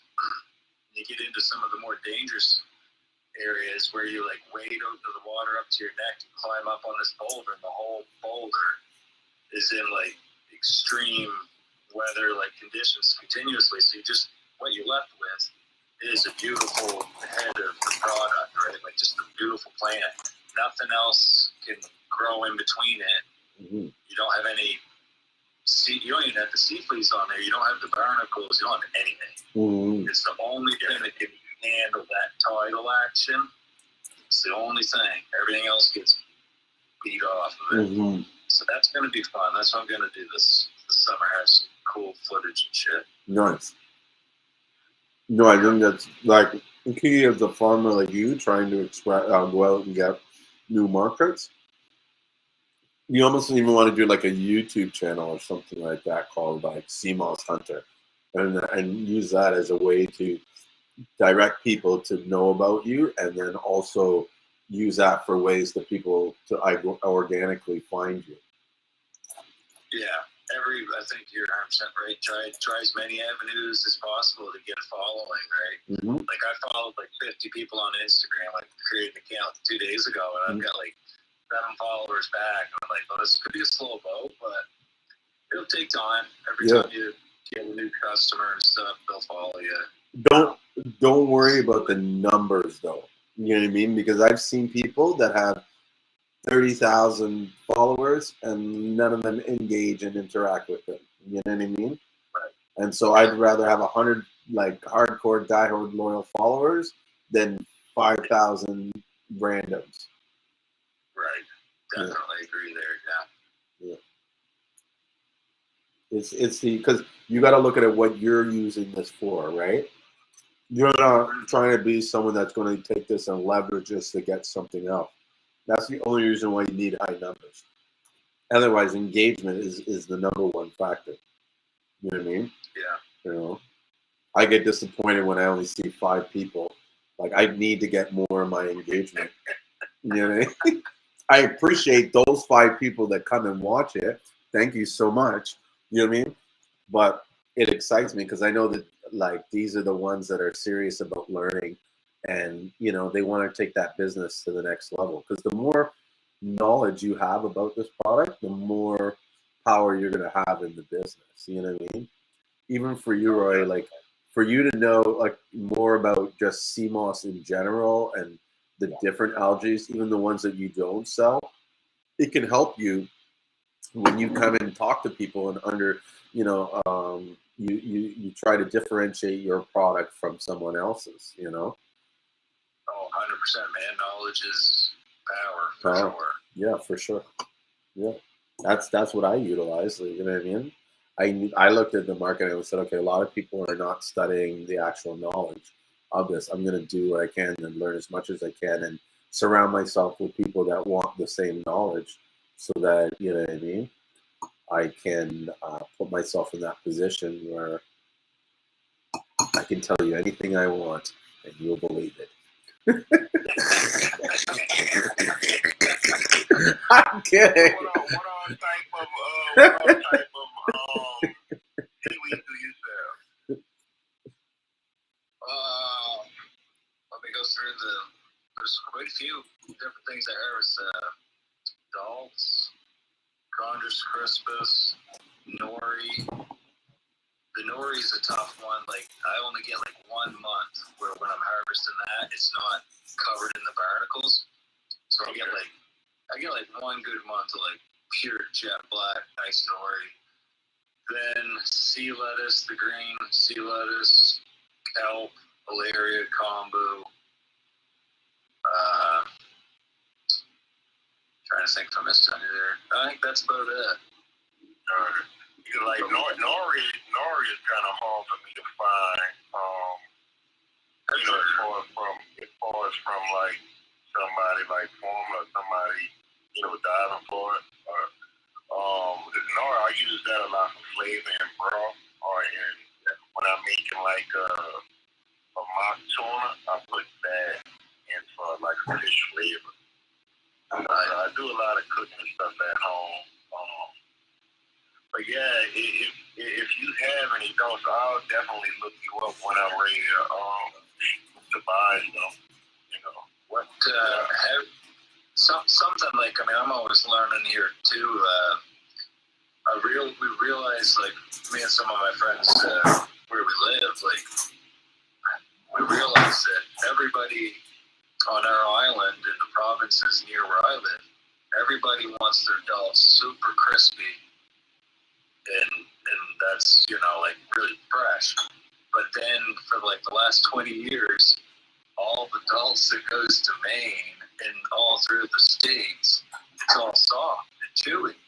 It's what we call slack. Like that's not how many of us eat it around here. But yeah, that's how the market's developed, right? And it's very easy for us to do that. All we have to do is let the adults sit around and it becomes soft, and that's what it is. That it is our adults. Like Maine Coast buys all their adults from us.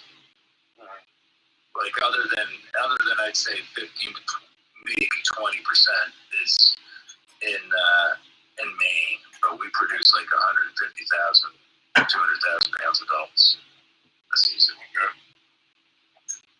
But Yeah, like I like the crispy. I like my dogs like. I don't want it juicy.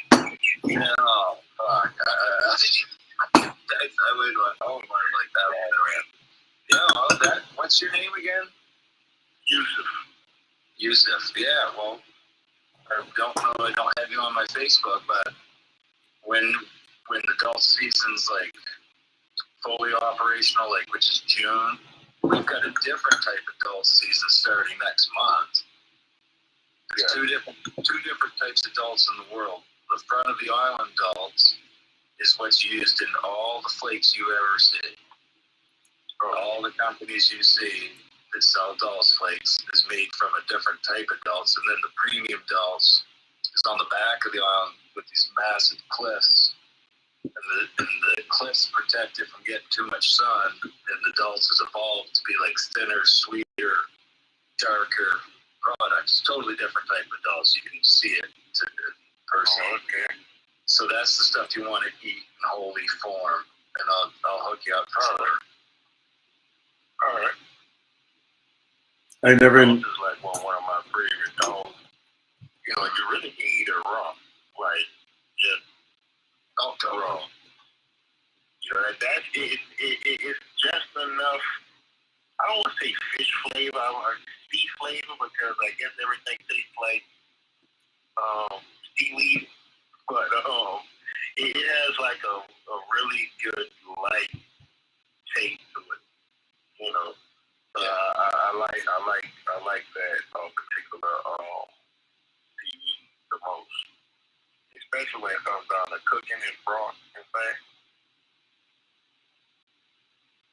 I've got a friend in another group who's got like, I think it's called Following the Tides or something, and he's probably the administrator there. He's from over in Denmark, and he's got all kinds of recipes. If you like to cook with seaweed, like he's got lots of information there. You want to check it out sometime. And it's called Following the Tides, you think? I think so. Let me check. I got my desktop behind my phone here. I'm sure it's something around that. You'd probably find it. You ain't got to be nice not like that, man. Well, you don't like ice cream? No, yeah, I like ice cream, man, but I'm just saying, I'm hungry. Well, I'm sorry, bro. I mean, you can get ice cream if you're hungry. I'm hungry. I got some ice cream. You know, that Seamoss is the thing that makes the ice cream creamy and it doesn't ice up. Yeah, that's what Seamoss is. There's Seamoss probably in there. I'll have to check the ingredients. Actually, instead of using egg, you can use the Seamoss. Let's see. Yeah, that was the whole what got the industry booming back in the 80s around here was the carrageenan extract out of the chondrus they were making. Yeah, ice cream and beauty products, all kinds of stuff. Aren't there a couple people in St. Lucian making ice cream? Seamoss? Yeah, I think there's a few. For real? Yeah. Okay. Yeah, hey guys. Sorry, I forgot your name again. You're from Bull City Seamoss, right? Yes. Yes. I'm from North Carolina. Oh man, that's why I'm headed, man. I'm headed to Charlotte, North Carolina tomorrow morning. That's a couple hours away from me. Cool. Well, it doesn't have anything that would resemble soy. No, I mean not soy. Seamoss. Yeah. It's a vanilla and chocolate ice cream, which is cream, concentrated skim milk, sugar, liquid egg yolk, unsweetened cocoa, vanilla extract, and then some garbage my wife got me. I mean, it is Haagen-Dazs, so yeah. I know, I love it. I love it. No, I joke when I say that. I listen. I appreciate it. She got it. I say it's garbage. It's like it's not good for me. If you type in ice cream carrageenan, it says why it's in your ice cream. Food grade carrageenan is an additive derived from red seaweed, generally recognized as safe by the FDA. Foods like ice cream, it thickens, binds, and stabilizes the ingredients. It's also used in the breweries too. People making beer and stuff. Mm-hmm. Really? Yeah. I never heard of that. Yeah. The in St. Lucia, the liquor company buys Seamoss from some certain farmers. I mean, what is used for in the beer? I don't know. It's the thickening agent, I guess. I don't know, but then beer. I guess it makes it smooth. I guess it gives it that smooth feel. Who knows? But I know they do that. Plus, they have a company there that makes Seamoss drinks. It's called like Fruitsies. But I don't know. A lot of people don't like the drinks. I don't know. I haven't tried them, so I shouldn't talk shit about them. Is there a big, what would you say, like seaweed following in the Carolinas? Because I've met a couple of other people from there too that are really into following stuff. I think it depends on where you are and kind of who you're around. The area that I'm in, you can go to the Target and there are people selling Seamoss gel out of their trunk. Like all the health food stores have it. Wow. It's pretty popular around here. Wow. I need to start advertising in that area then. I'm dead serious. I've been thinking a lot about that. Pinpointing cities where there's a high concentration of people that are buying that product. Because right now I'm just advertising across North America, and I'm thinking, okay, like how many cities am I advertising to that have no interest in Seamoss whatsoever? You know, if I focus it on the right cities, you know, would that be more beneficial to my business? We don't know. One of my biggest customers is out in the DC area, Mm-hmm. and he says out there they have like Seamoss stores, and what they do is soak the Seamoss, and they have it displayed on like refrigerator counters, and you can buy like a $5 bag, a $50 bag, or anything, and it's already rehydrated. Wow. So they're selling you a lot of. I mean, it's going to be obviously heavier since it's rehydrated. Oh yeah. So I'm sure that's a massive come up for those guys. Do you sell Congress Crispus? So on my website, I sell Brasileira from Jamaica. I sell Congress from Canada and from Peru, and I sell St.Lucian Seamoss. So I kind of have a lot of different types. The funny thing is, lately capsules are the hot item. I make capsules. I spend a lot of time making capsules now. Okay. So from which one? Which one you're making capsules out of? I call it the trifecta. It's a mixture of all of them. It's purple Leukemia from Zanzibar. Then I have the full spectrum from St. Lucia, and I add in both the blonde and the purple countries and grind them all together.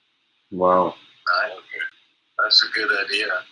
Covering all the bases there. Should we get lost into it? Yeah, that ends all arguments right there. Like, yeah, I don't give a. It's like, well, you know, Congress is the best. It's like, well, I got that. Well, no, Congress is the best. Well, I got that. Congress was the one that I first started on. Both of them are good. One is just, I know if you're trying to lose weight, go with the Vaccinated. If you're trying to gain weight, put on muscle, go with the Congress. One is antibiotic, one is catabolic. So it's both of them are good. It's just you have to know how to use them. Because like I was hard on the Congress Christians, and I was just taking like a spoonful of the powder and putting it in my mouth. Nasty stuff I've never taken. But it's nasty and everything. You might as well take it raw. Don't put it in smoothie. Just take it. I'm gonna show you a bag of stuff just to see if you see. Right back. Well, that's how I was taking the condoms just raw, because I'm like, man, it's too nasty to put in smoothies, too nasty to put in drinks. That stuff is a salad, though. If you rehydrate and put it in salad or soup, right? But yeah, like you have to know how to prepare it too, because sometimes it's like chewy. Now I eat the grassolari in salad. I soak it in lime and lemon juice. And I put like onion, garlic, and bell stuff in it and let it soak. I use a lot of juice so it gets soaked and gets soft. This is Julien. You're never gonna invite me on. All I do is just keep showing boss. No, it's okay. That's the whole point that you're here. I don't know if you're gonna be able to get like. That looks pretty. Look at that. It's really clean. So I mean I literally, when I screened this in my greenhouse, I picked out a few of the pieces of bicarbonate. This was from like, I guess I picked it last week, and that was it. You screened it, and if there was a couple shrimp, they fell out, and a couple wrinkles, and then there's none of the sand and mud that you sometimes see in the other cottage crispus. Because a lot of people don't realize the different types of beds on the beach. There's some beds that are marshy beaches, and that stuff is nasty, you know. Nobody should even be harvesting that stuff and selling it. And it kind of bothers me, because like I want this market to continue to grow and stuff, and if somebody's just coming into seaweed and they order a pound of that, they're fucking done. They're not coming back to try somebody else's product, right? Mm-hmm. And not only that, they go and spread it to all their new friends who are thinking about it's like the soap thing, you know what I mean? And she sold 2 friends, and she told 2 friends, and so on, and so, you know what I mean? Like, you gotta be careful about the product you're putting out there. Yeah, so it's really important that, like, as a community, like, as sea vegetables continue to grow, like, nobody wants to see bad product on the market. That's what I'm saying, I guess. Yeah. It hurts everybody. Facts. I noticed a lot of people that sell Seamoss, like the ones who sell like gel and, you know, just the different types of Seamoss. They don't take the seaweed, like they don't take the dulse, the condoms, they don't make it out of powder, because like a lot of people take the dulse and they use it for seasoning. So I don't understand why people don't make their own seasoning with it, because you can make a lot of money with seasoning. Like if you know how to make and blend up seasoning, you can make a lot of money with seaweed. And that's something that I learned how to do from a chef I used to work with. He showed me how to ground up my own seeds and then take the stuff and dry it out and make different types of seasonings, which I don't do that. I don't know why I don't do it. But y'all can really make a lot of money on that too if you take the dulse and the different types of seaweed, and you can make seasonings with. You can even, you know, dry out stuff like what is it? I don't like these vegetables. They're real nasty. The slimy vegetables, what are they called? Okra. You can take okra, dry it out. You can smoke them. You can make seasoning with that. You can mix the dulse with that as well. Like, and it has a good flavor. You know, and you can use it for soup. It'll thicken up the soup too. So that is, you know, you can make seasoning with all types of different seasonings. Mm-hmm. Yeah, you're 100% right. That would probably be really good for especially people that are very plant-based and they need a way to season their sort of proteins or whatever they have. You know what I mean? Like a more plant-based or more organic style seasoning. That's a cool idea. To one of the companies is from over in Europe, and they're a real powerhouse company, and they're doing exactly what you say, like food seasonings. Like they want flakes, and it's all going into seasonings. So you're right on the money there. That'd be a good place to do stuff for sure. Mm-hmm. Yeah, because I always think. I mean, I'm still in like the work of doing. I want to do a lot of stuff. Like I want to overwhelm myself too. But that's something I want to do seasoning because I used to cook so much, and I have my own seasoning blend. That I always did in each restaurant I go to. I bring my own seasoning. And when I leave, I take my seasoning as well. So they don't know how to make. So I used to always do that, and I used to show people how, as far as like, seasoning, but when I used to go to certain places, like I bring my own marinade, my own seasoning, my own flavor. And when I leave, they can't produce it anymore, so they can't sell the same stuff they sell. So right. I started looking at that, and I was like, well, you know what, I'm going to start making my own seasoning and sell it to the companies I used to work for and talk to all of the chefs I know and let them order seasoning from me. Because New Orleans is a place, we deal with a lot of food. We use all spices from all over the world. So New Orleans is like, they love different flavors and food. That's all they do in New Orleans. Yeah, Mm-hmm, mm-hmm. Well, if you get into your mushroom thing, those are good to add seasoning as well. Yeah, for the umami, it has natural umami and natural, what is it? The stuff that they say the agents put in the rice, the MSG. Mm-hmm. It has like natural MSG and stuff. What has natural MSG in it? The mushrooms? Like the mushrooms, yeah, like umami and it makes stuff taste different. Mm-hmm. I mean, people don't like MSG. I mean, I guess it's bad for you. I guess how they get it, whatever the stuff is made in the store, but that stuff does make stuff taste good. I don't know what it is. It may be bad for you.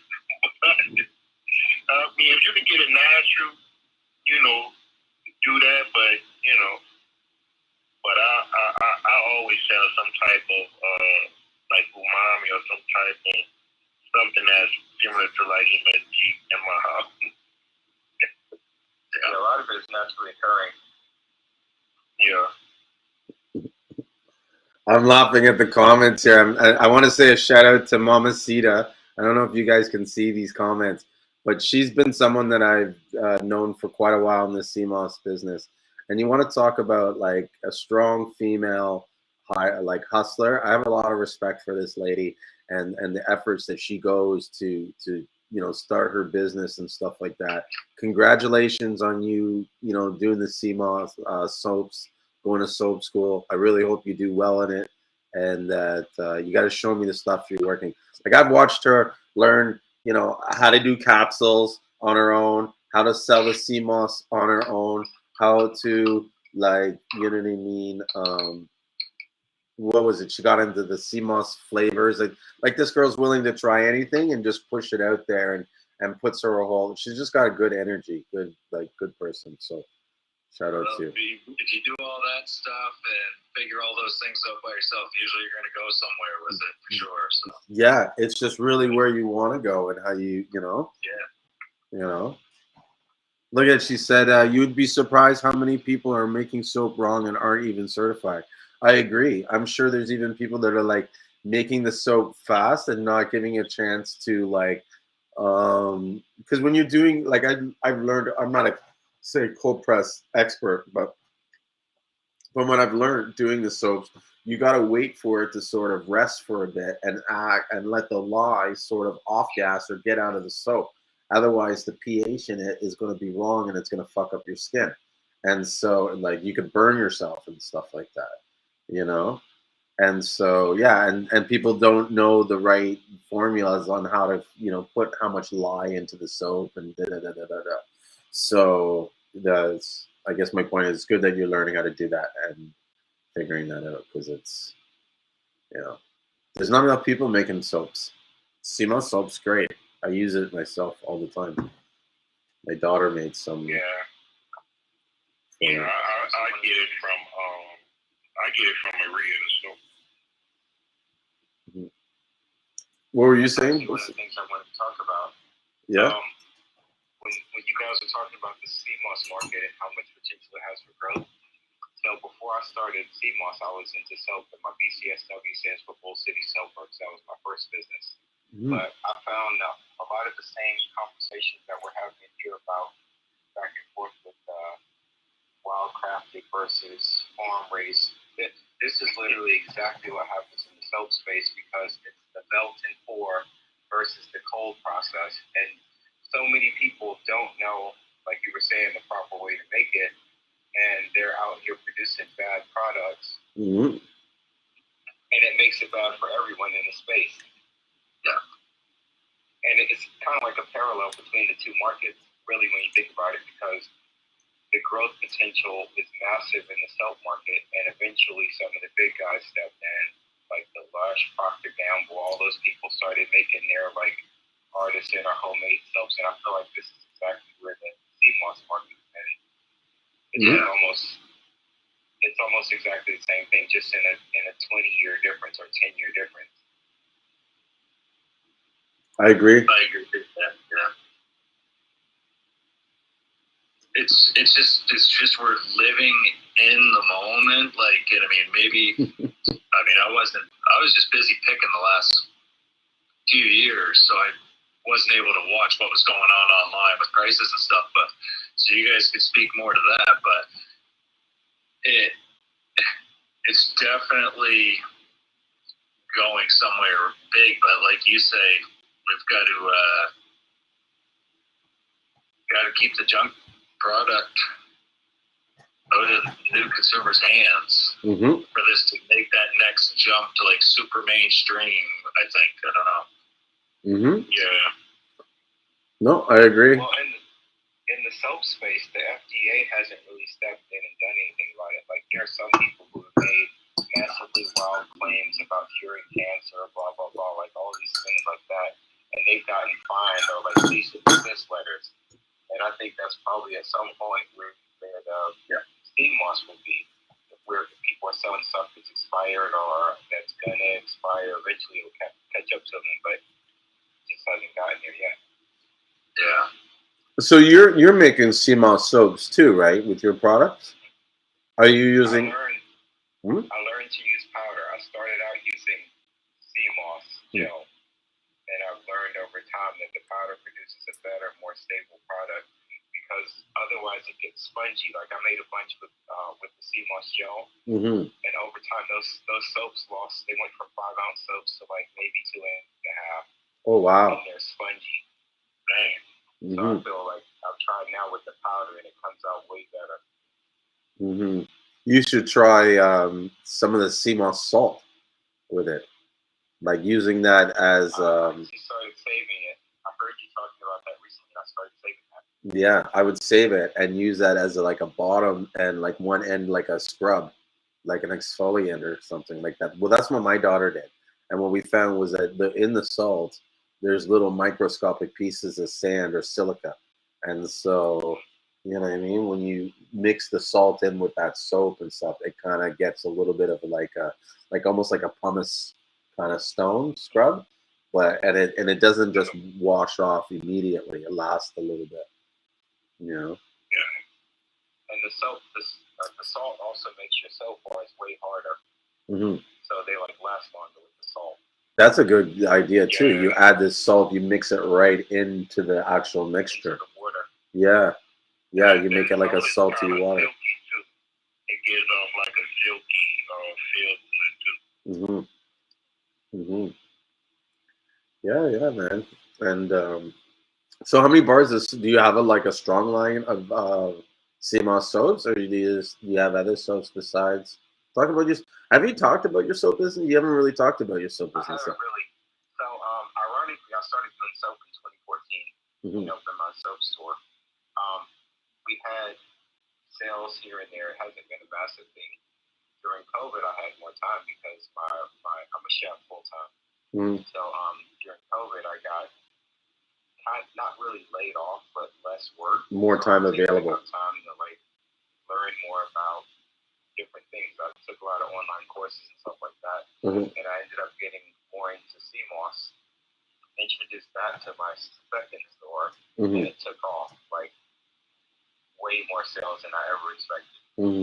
So the Seamoss soaps, or the soaps, have kind of been in the background. Seamoss has taken so much of my time now, and I do have a full-time job, so I haven't really been focusing a lot on soaps. But since I've been adding the Seamoss soaps in, it has made a difference.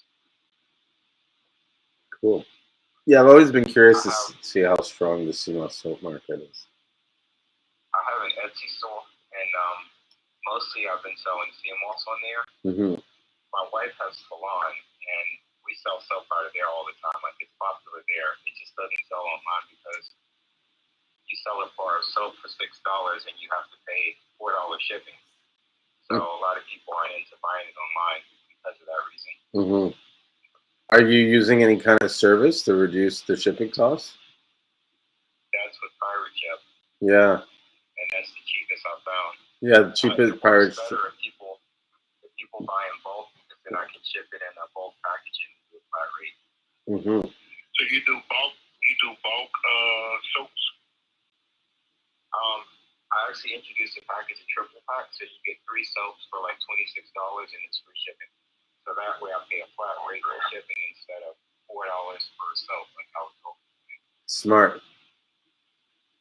Like, really smart. That's the thing. A lot of people aren't utilizing to sort of like, not like just kind of like better serve the customer in a way, because like a lot of these guys want free shipping, so it's like, okay, this is what you can do for free shipping. Like, that's what I did recently with our site. We had to adjust the prices so that we can now, at a certain level, just over $100, you can do free shipping, and anywhere in North America. And before, for the lower price shipping, everybody was buying this shipping option that didn't come with a tracking number. So now we're eliminating that, and we're basically like the same price that you pay for the one without tracking number. We're just going to make it so you get a tracking number, and so solve that problem. And basically you're serving the needs of your clients better, and you're making more money that way. You know what I mean? You're solving the problem, win-win. Yeah. So I will talk about shipping from overseas. It's like hella expensive. I buy seaweed from several places. I buy it from Africa, from Peru, from St.Lucian. And I literally just placed an order for, like, I'm going to say my shipping cost was double the cost of the actual moss. Wow. So it's like crazy right now. Oh, yeah, I guess, yeah, because, oh my gosh, dude, you're just giving me an anxiety attack, because I'm realizing the gas just went up as much as it did, and like we're about to like go ship a whole bunch of stuff. I'm just like, oh man, like what? $350 for 50 gallons. I had to fill an 18-wheeler. I ain't making no money. Not even a day. Probably 300 miles. Oh man. And I'm done. 300 miles. 5 hours and all my gas is gone.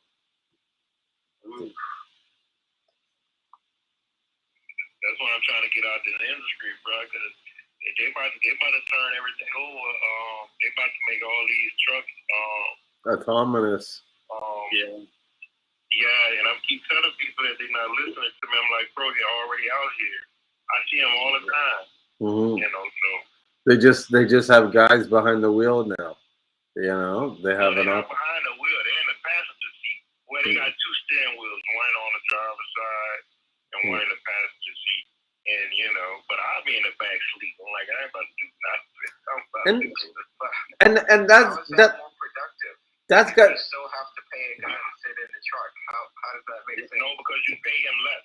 Because all that person has to do is get out and pump the gas. So as soon as they find a way to make it where he don't have to pump the gas, then he's out of there. Electric, solar. The only thing he may have to do is back up, and then now they have cameras on the mirrors.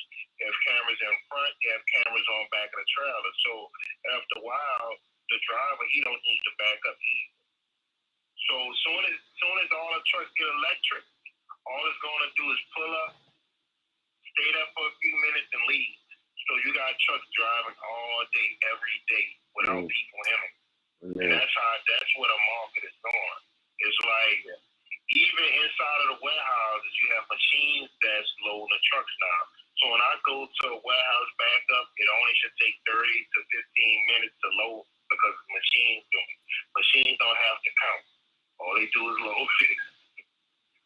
That's the difference. They load it. That's it. And, that's what people protesting about. A lot of people protesting about that. A lot of truckers are protesting and things like that. So, it's about to go there. The cars too. Next few years, our grandkids not going to be driving their cars. You don't have Uber. Now you have to pay just like a bus. That's where the market is going with cars too. A lot of industries are going to do that, man. The automation is coming. Like I keep telling myself, I'm safe for a few years. I'd love to see a robot come down on the beach on these slippery rocks and climb boulders. Still running against the clock, Yeah. Get there. No, they'll do it by like drone. The drone will fly in and fucking. Boston Dynamics is the company that people have to watch. Boston Dynamics and Honda. The things that they make is scary. Things they make is scary. Those dogs. And people think that's a fake video with the robot dancing. I'm telling you, that thing can dance. It can flip. That thing is scary looking. Yeah. And that's a company I wanted to invest in a long time ago, but I never had that type of money. Yeah, it's been a good one. Those guys are crazy. They had that dog on what is it, Black Mirror? That crazy. Yeah, I remember. Yeah. Black Mirror was talking about a lot of stuff too. A lot of stuff that's going on now. Yeah. They saw it coming down the pipeline. Yeah. Crazy. What a crazy world. I'm keep telling myself I'm gonna get into the Seamoss. Mm-hmm. I don't know. I keep telling myself, like, I don't know, should I get into it? Should I sell it? Because nobody was really consuming Seamoss in New Orleans, and I used to always tell people about it. And the person that made it popular, like the last 2 years or 3 years, is this producer rapper Lil Jon, I think that's his name. He was like doing like a concert or like this battle thing, him and this other rapper, and he was talking about Seamoss. Now everybody started wanting to buy it, and people was calling me like, "Oh man, you got Seamoss?" I'm like, "Yeah, y'all know that's the same stuff I've been telling y'all about." Like, one person said it, everybody everybody accepted it. That's it. So that's society. Yeah, I should have hopped on it and started selling it, but I just usually give it away for free, Seamoss and stuff like that. Well, you gotta ask yourself why you want to sell it. You know what I mean, and then how you want to sell it, and then if it makes sense doing it that way. My own product. I'm trying to get high on my own product, man. If I sell it. Yeah, get out. Well, like, that's my thing. If I sell something, it's because I like it and I use it. So that's what I want to do. That's the same thing with cooking. The same thing with the seasoning. The same thing I was telling you about with the coffee. I want to do. So there's a lot of things that I like. I only want to go into business with things I like. Like I would never go into the trucking business because I hate it now. I'm definitely going to get into the Seamoss. I'm definitely going to do that. I think I'm just waiting. I think you should not only get into the Seamoss, but just like all the health stuff, because you have a whole knowledge of these different herbs and stuff like that, and just be able to offer that, I mean, I make my own tinctures sometimes, too, Yeah. but my tinctures is for one thing. Listen, a lot of guys want that. One thing only. Guys want that, though. I have a whole gallon in the refrigerator. Oh, wow. Have you tried the blob one day yet? Are you sharing that? Yeah, I made it. That's what I made it. I mixed it with a few other herbs. It works And good? it worked. Yeah, it worked. You'd be surprised. The blob one day is, dude, it's the bomb. I'm telling you, I love that shit. What I'm talking about, I know Bull City's like, what? So there's this tree in St. Lucia called Bois Bondae. It's spelled BOIS and then, space BANDAE. And what it translates in Creole is hardwood. And so it's a bark on a root or whatever, but I think mostly the bark. And they take it and they boil it. I think actually I have some sitting around here. Yeah, that stuff actually is good. I mix it with a few things too. Caney root. I mix it with maca root as well, and suna root. Yes, and that promotes Seamoss. I'll get some fresh ones here. NLD chopper. So this is it. And I got to figure out the weight that I'm going to start selling more of this.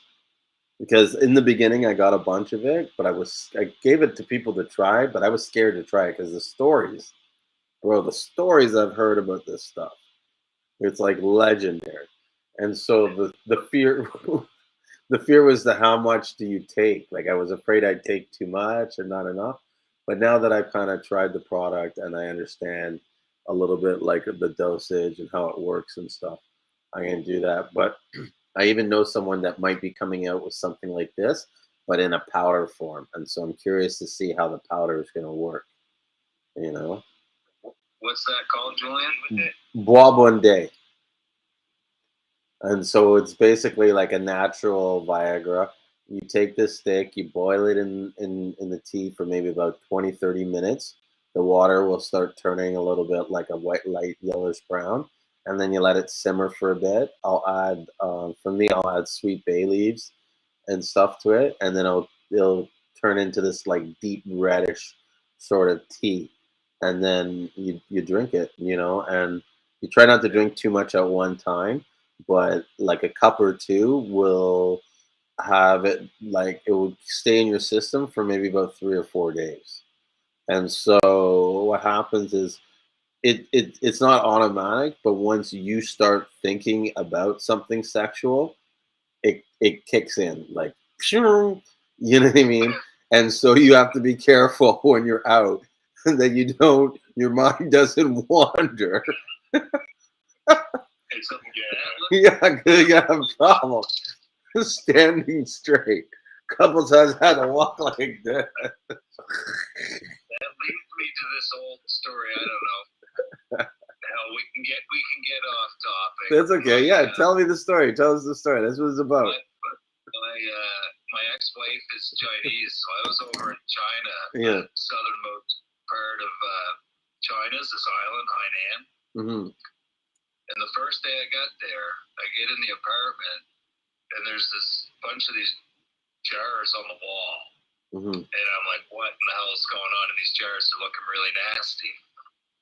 There's a tiger cock chopped off, fermenting in the jar. And I'm like, what do you got this? What's that doing there? And they're like, you got to drink that to make babies. Yeah. I was like, holy shit, not happening. Oh my God. But anyway, that leads me into another thing is we've got to get the Chinese community on board. Like I don't know if they consume moss or think about it. Huge. They do? They're on it? Massive. Okay. And in fact, they call it seed. They call it what they call it is like bird nest of the Yeah. They call it Seamoss. It looked like a bird, and that's how they sell it. Or phoenix and, nest. you know, they make soups and stuff for it. Yeah. Or they call it seagrass. They call it seagrass too.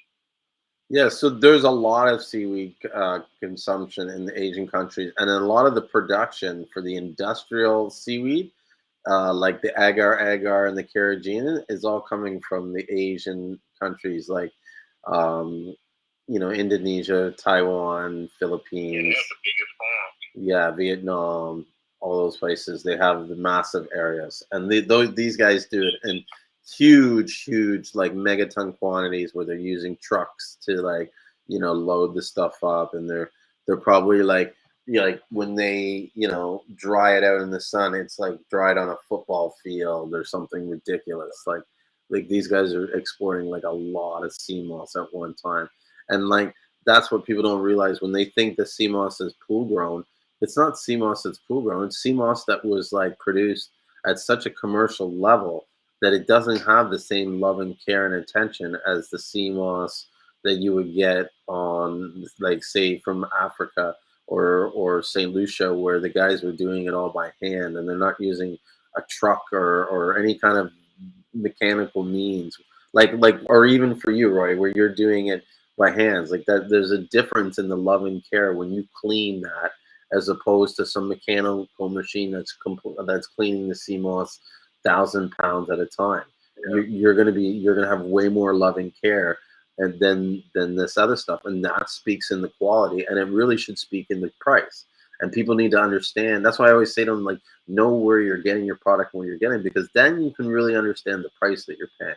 You know what I mean? If this stuff's made by hand and someone had the work to do it, then this thing's like handcrafted, right? But if this is something that's like, you know what I mean, mass produced in huge areas, and this guy's selling 60,000 tons a month, then it's commercial. You know what I mean? And that's not the same quality. That's not fake sea moss.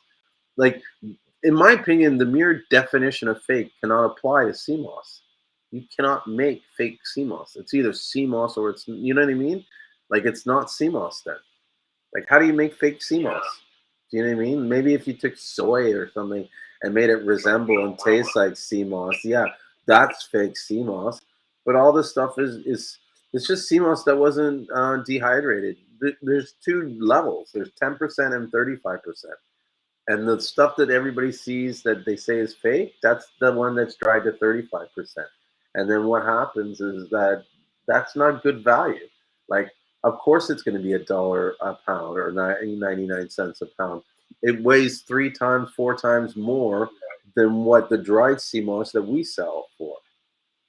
Do you know what I mean? Yeah. Now, it has a totally different thing too. Yeah. Well, it's because of all that moisture and the way it's handled. It's not put with that love and care. It grows like mold and bacteria on it as well. Mm-hmm. So Don Seamoss says, can't you make sea moss in a fish tank? I don't know. I don't really think so. I mean, the idea is there. I'm actually doing an experiment right now where I've taken sea salt and added it to a fish tank, and I'm like circulating the water, and some of the sea moss is in there. So I'm looking to see if it ends up growing, right? But I think that there's a lot more to it than just putting it in a fish tank and letting it grow. And at the same time, why do that when the ocean is free? So there's a picture from my lab in Brazil. I'm looking at it right now. I have my computer open in front of me. So it shows a probably 125-gallon tank filled with Capophycus Alvarez. alvarezi. So I guess it is able to be produced unless they put it in there for display. But it's like multicolored. It's orange, red, green, pink. Multicolored sea moss. It's the really thick one that they call elkhorn. Yeah, the Capophycus alvarez. That's actually the new name for Euchinoma cottonini. Yeah, that's what I always say. Which they're all like similar and same. Like, it's so hard to like differentiate and tell the Like one, even with the Garcilaria, unless you're looking at something like spaghetti moss or something like that from Jamaica, or they have the similar in Honduras. Those are certain Garcilarias where you can look and say, okay, that's Garcilaria with the long thin strands, and it, it's wavy and it's kind of like all this and that. But in like St. Lucia, that stuff mimics more, like the Garcilaria mimics more like the Eukinema, and it's only really you can tell because one's really bushy. It's sort of like all kind of like compact, and the other one's kind of like stringy and all over the place. Yeah. That's what I thought you were selling at first. I thought you were selling the other one at first. The Garcilaria? Yeah, I thought you had the other one. The other one you mentioned. It's a mixture of both. Listen, I've watched the guy take both strains, put them close together, and they blend into each other. Do you know what I mean? So they're like, it's really hard to kind of differentiate the species because they're so much identical to each other, and that even the appearance will change with the different water conditions. And here's the thing too, I think that could have even been two different species, and it could have been the same thing, just looking differently because of the water conditions and its stage of growth. Like, there's so much stuff we don't know about Seamoss. Like, everybody kind of acts like this, like we take a stamp and and that's Seamoss. No, man. Like, there's so much that affects the control and the appearance and the look and the quality. And it's not even just the environment. The environment, one, is key, right? Like the water conditions and stuff like that. But then it's also the people that are farming it and who are handling that product. Like, Roy, I'm sure you have, and you don't want to speak negatively of other guys, but I'm sure, generally there are people out there in the industry that are not taking the same sort of methods that you think should be taken to ensure a quality product. You know what I mean? 100%. Yeah. And so. And I see these products, these Condris Crispus show up for sale, and somebody's like, well, it's like super pink or super purple. I'm like, no, buddy left it on the ground and it got rained on outdoors and then dropped. It's so funny because I know that shit too. Yeah. And I mean, like I said, I sold Domenico's for a long time, and there were some of us that were putting extra 5 hours into our product, making sure it was perfect, getting it perfectly dry, everything else, And then somebody would come in the door behind you, and then their products weighs 50% more. It didn't get dry for the same day, so they make more money than you, and they put a shittier product through, and then eventually you just say, I'm not doing this. Mm-hmm. No, you make less doing the job the proper way. So that's kind of like not just saying, like, they've got lots of good pickers too. I shouldn't say that in case they're watching and I still have to sell some. No, but in some ways they hear it in some ways. And this is remember earlier when I was telling you about the dependency about the job? Mary, and I said this is what's fucked up with society. That's an example right there. The fact that you can't turn around and tell these people, look, you're putting out a shitty product, and you're worried about what your future relationship is. Rightly so, right? Yeah. I want to correct one thing there first. With that's going through a middleman, then to them, and then they do.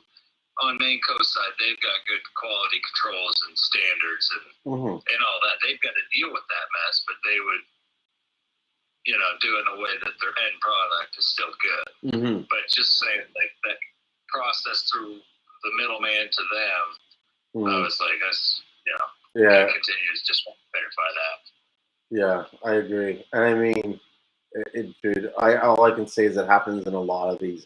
I see it happening similarly in St. Lucia, where different guys are complaining to me about being favoritism over other farmers, and these guys aren't putting in the same work or time that these guys are, and stuff like that. And I don't know. My view is kind of like, you know what? Just stick to your guns. Do what you do. If you feel like it's not right to sell these guys, and you can do it on your own, do it. You know what I mean? Know the work that's involved in doing it, because it's not the same as just selling your product to one person.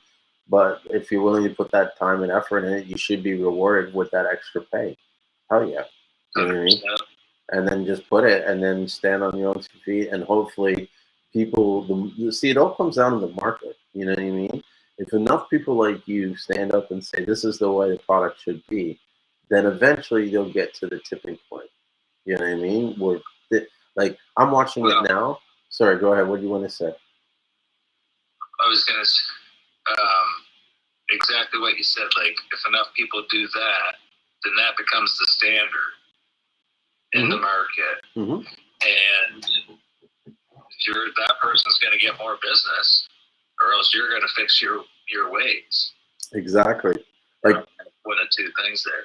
Yeah, like what I've seen in the last 2 months, which I think is like insane, is the amount of requests that I'm getting for phytosanitary certificates. Like 6 months ago, no one knew what the fuck these things were.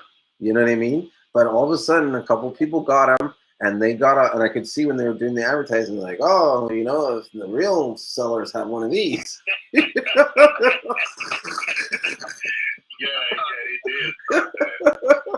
And so now it's like, hey, can I get one of those? It's like, oh yeah, fuck, here you go. Here you go. Here you go. I got a stack of them sitting on my desk, but whatever. They meant nothing months ago. You know. Like, I mean, there's got to be people checking and making sure the jobs are done right. But when I look at the USDA and a lot of these other bodies, man, they come check your ground like twice, and then nobody's around the rest of the season. I mean, for me, like, where I've sold to Maine Coast, they test the products. They've never told us to stop harvesting in 10 years. So there's never been any issues on our island. But what else was I going to say there? Sorry, my 2 drinks are starting to kick in. Yeah, it's all good. It's all good. That's what this show's all about, man. We just set loose and enjoy I do. The amount of times I get on a train of thought, and then I lose it, and then I'm like, what was I talking about again? It's like, Yusuf knows. I do it all the time. But a lot of people do want that paperwork, you know. Yeah. And that's only, to me, you only really need that if you're trying to sell to like a real certified herbalist. He's gonna look for that, or she's gonna look for that, because they need it in order to sell their products. They sell their products, and then make a certain type of product. But other than that, it's like, why you need that? You get it from your cousin in Jamaica, and he just go get it out the water. So, but yeah. Sorry to interrupt you, but at the same time, it's like, I almost feel like saying, like, did you not look at my Instagram? Like, did you not look at the website? Did you not look at any of the content, the hours and hours of content? Like, you've looked at this, and you still think you need a certificate? Yes. I have people asking me for it now because they say their customers ask. This is what I'm saying. Yeah. Girl I deal with, she says all her customers ask for it. And make it authentic. Makes it authentic. Where I dry the adults is an organic. It's my father's organic apple orchard, like from 10 years ago. So there's been he has organic certification, but the rest of it, it's like $4,000. You know, it's another $4,000 or $4,500 expense, and we already follow all the protocols. I mean, I don't. Then it came out like we all have to use these new types of sacks to carry the product in, and those sacks, we had the same ones for 40 years, and now these new ones, they almost shed like the little hairs off the sacks into the product, and I'm like, oh my god, yeah. What are these guys in charge up there, right? They're like, no, this is biodegradable. Some people have to have in their jail. Oh God.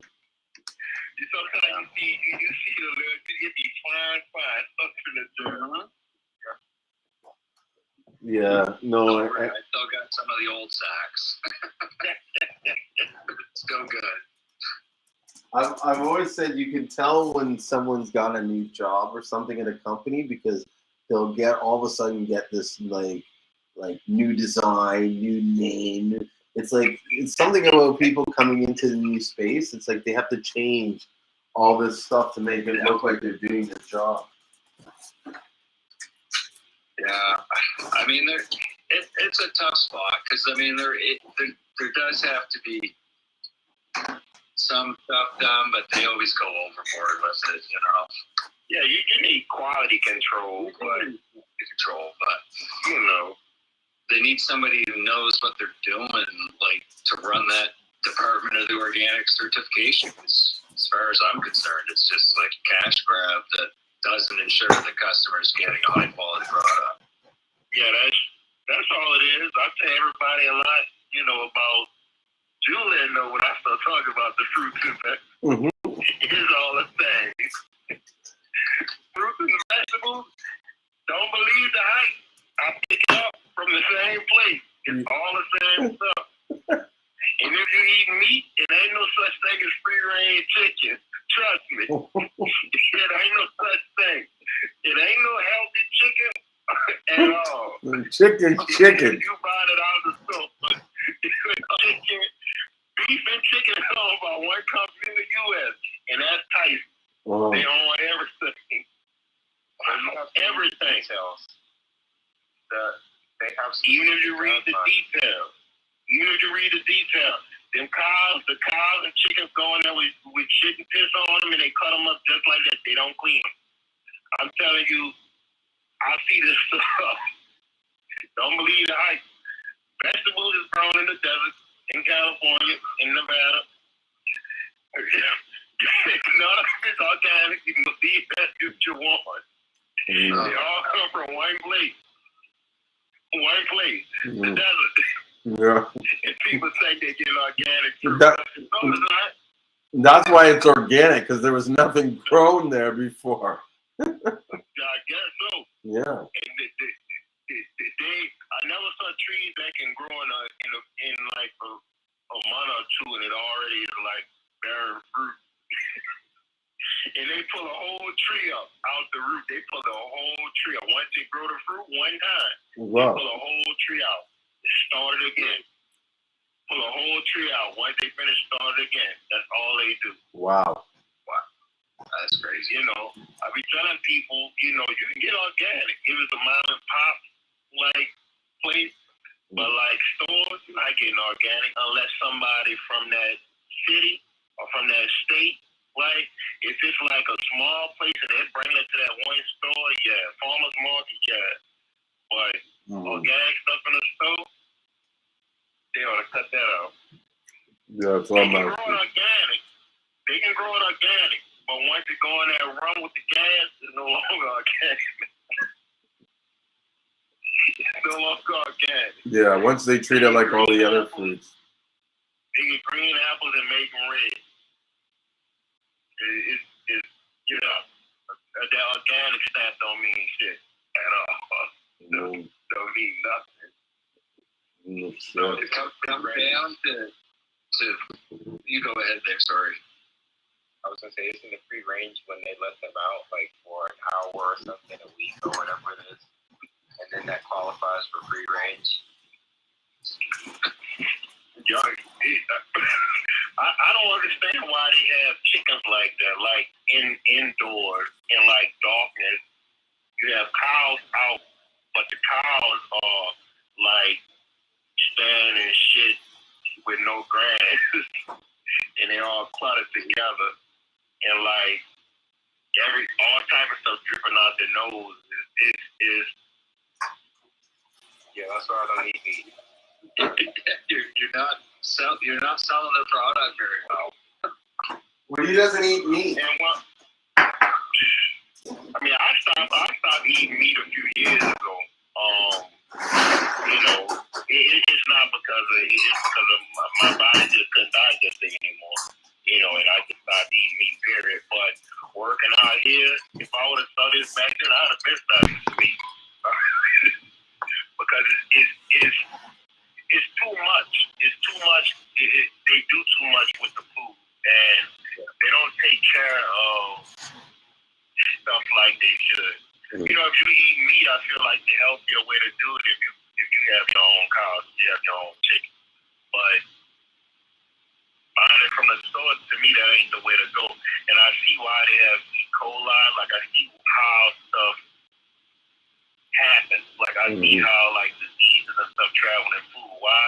Because I can do it myself. If I don't clean my trailer out and they load it with vegetables and I just had meat in it, then now I contaminated all your peanut butter, I contaminated all your lettuce, and that's how you have E. coli in spinach, you have in peanut butter, you have in everything else. And everywhere, like when I go to these plants, when I walk around, you have blood all on the ground. Like it smells horrible. And I bring that stuff right back in my truck. But don't they also? You know, I see how stuff happens. Don't they also, like, sometimes when they fertilize the plant, they use like vegetables, they use like animal feces as fertilizer? I thought that was another source of it. No, because most fertilizer is made from animal waste. You know, it's made from the stuff. Yeah. So it's not that; it's the blood.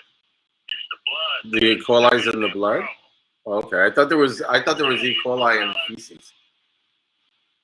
Because it can be in that, but you gotta think about it. That's the thing that we use all fertilizer for. Like fertilizer is just shit. You have trucks going deliver this stuff. You know, I wouldn't deliver that for anything, but it's to me it's more the blood. Like you have to see how the plants are. You have a lot of blood, and you have containers that just hold the skin in the fur. It's just in there. Once they cut the collar, it's just fur and skin in different containers. Yeah. You know, and when you go to the plant, you can smell that they're balling the skin and the fur. Like it's balled before they ship it out. Like,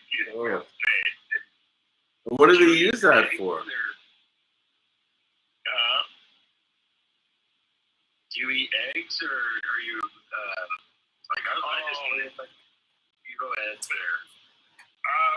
Eggs, like I'll eat eggs like if they put eggs in like pancakes. I don't really look for like, oh, they don't put eggs in pancakes. Oh, y'all put egg in this. I'm not really like that, not yet, but I really don't want to eat eggs either. Like if I could, I wouldn't mess with eggs either because I deliver the stuff. So I see stuff other people don't see, and I see stuff people don't believe. Like if I tell somebody, they won't believe it. Like if I tell people what their chicken nuggets are made out of, they won't believe it. I just ate some last week. Don't ruin it for me. I know. We don't have any fast food on my island, and I picked this up in the city and I broke down and had some disgusting McDonald's stuff. You say it was disgusting, but you ate it with happiness. You're like, wow. As soon as I got off the ferry boat and I knew I was in the city after that, I was like, I'm getting something greasy, some junk, you know. I want to change my diet too, especially after hearing you guys both are off that train. I just worry about feeling hungry all the time. That's the problem with me. It's good options. He eats it all every day though. I eat it all day. Still got that today. That's the thing. That's what they used as far as the island when it was a lot of famine and things like that. They used the Irish Seamoss to buy. So everybody right now, you better stock up on that Seamoss because you don't know what's about to happen. Y'all better store it up and eat it and add salt on it too. So, you know, you get your salt and you get your nutrients. I actually thought about contacting some prepper sites and machines to sell bulk seaweed for the bunkers for the big booming industry right now. Actually, that's a good idea. That's a good idea. That really is. You need to talk to Canada Prepper. I think that's his name. Yeah. He deals with a lot of stuff. What I was about to do, I'm about to start making these ovens. It's like these things you can take outside. It's made out of anybody can make it. It's made out of cement or made out of some type of stone, and I can dry it, and people can just burn whatever you want in it to create heat. I want to start making those, and I want to start making anybody can make it, but I want to say y'all probably saw before. It's like 2 iron sticks. You stick it in the ground, and it may have like grooves in it, and it's like a grill. A grill you can grill meat on, and you can put pots on, and you can like move the like grill lower to the wood that's burning, or you can bring it up high. It's just 3 pieces, 2 sticks, and a little flat thing with holes in it. So it's like a grill, plus you can sit pots on it and boil water, or you can put anything on it, and cook it. Nice. And I think that's like I think that's the perfect thing for people who can't, or for people who want to like prep for that time, which I wish 20 years ago I was prepping for that time, because I don't know about that. But I want to start making those things, and it's really easy to make. Anybody can make. I have a little experience with welding, so I can make certain things. And the cement ovens, those are like the easiest thing to make. Yeah. You can make even though at my parents' place, my dad does. He's not a licensed stonemason, but he does. Well, my house wasn't so trashed right now. I'd take a picture of the big fireplace he made out of stone, but he does like you say, like a pizza oven. So you've got a fire going, and then you can slide right in there, cook like a pizza in like 2 minutes. It's awesome. Yeah, stone rock.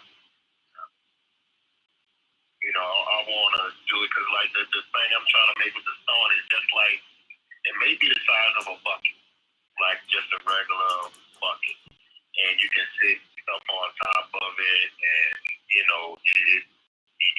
just burn the fire at the bottom. But the other metal little piece I want to make is real easy too, and anybody can make it, but I think that's something I feel like that's something everybody needs. And I used to go fishing a lot. I wish I had that when I used to go fishing and stuff too. Me and my dad used to fish like every week.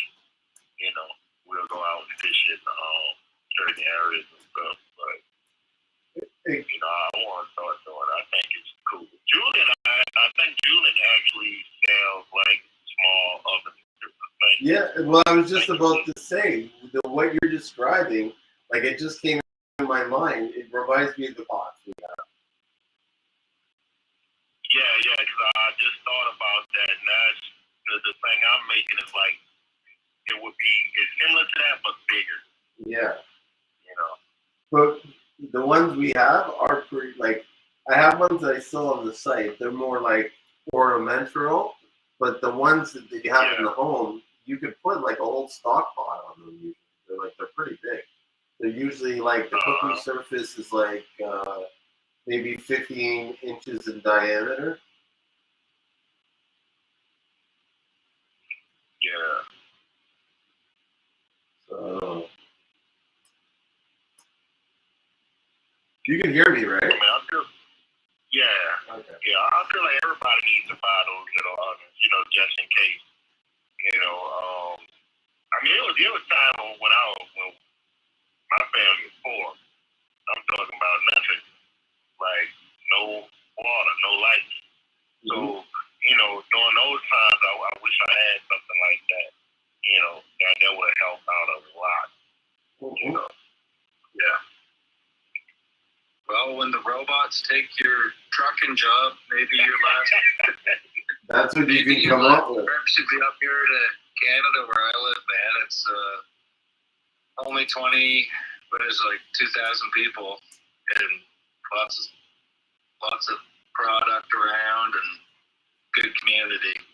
Good spot for when things get a little crazy. Yeah. Yeah, I'd love to come check out your spot. Eat some fresh seafood and stuff. Oh yeah, we got lots of lobster, scallop, haddock.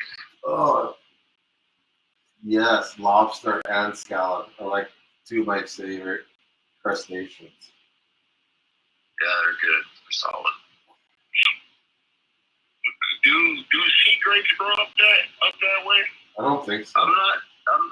Don't think so. I'm not familiar with what they look like, so I don't know. They literally look like grapes. They're like these green things that are like balls, and they're like on a vine. No, never seen them. Pretty sure.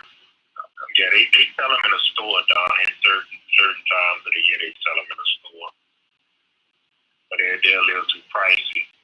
Like price, I don't even know if anybody can like ship them because I don't know if it would be. Yeah, I guess you can dry them out. You can dry them out like you do any other seaweed. The only people I see selling them are the ones from Vietnam. Oh, I don't want that. Well, you don't know, really. Like, a lot of people shit on the Vietnam, and sometimes it seems like I am too. But really, like, it still goes back to what I said earlier. Like, it's the source. So if you go check out this company, Vietnam company, and they're sourcing their stuff from a good place, and they're doing proper, say, the same techniques as what they're doing in St. Lucia to dry and harvest the Seamoss, maybe the same sort of levels of like quantity, like they're not mass producing stuff. Is it really bad Seamoss? Just because you heard? You know what I mean? Like, we need to be more sort of like unbiased in a sense. Like, yeah, I love St.Lucian Seamoss, but like at the same time, it really comes down to where the quality of the water and the person processing it. I was going to comment on that post, Julien, because when I was over in Hainan, I traveled all around the island, and like the amount of, I know that's not Vietnam, but it's kind of close, I think. I'd have to look at the map again, but there was a lot of garbage on the beach. Like, I wouldn't have eaten any seafood or seaweed off of Hainan. I mean, Yeah. so you do have to be careful for sure. But like you say, it doesn't mean that certain distance away they've actually got take precautions and have it cleaned up. I mean, can't generalize, but Yeah. And they actually have one of the biggest farms. So I mean, they produce it for all of like the skincare places over here, like L'Oreal, all the places that make shampoo, and all the places that deal with food, like the canned soup, the bottle like soups and sauces and stuff. Because that's all they use in sauces is the Seamoss, for thickening. So I mean, it's a big market over here, but the seaweed they get, I think that stuff is like $1 a pound. Yeah. So I wish I can move that because I'll make so much money picking up Seamoss and stuff from the dock.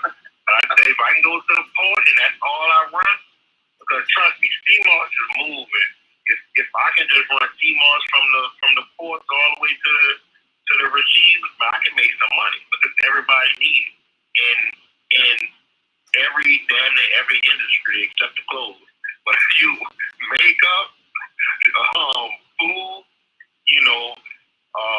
body products, that's what they use. I wish I can move that type of stuff. Yeah, it would be nice.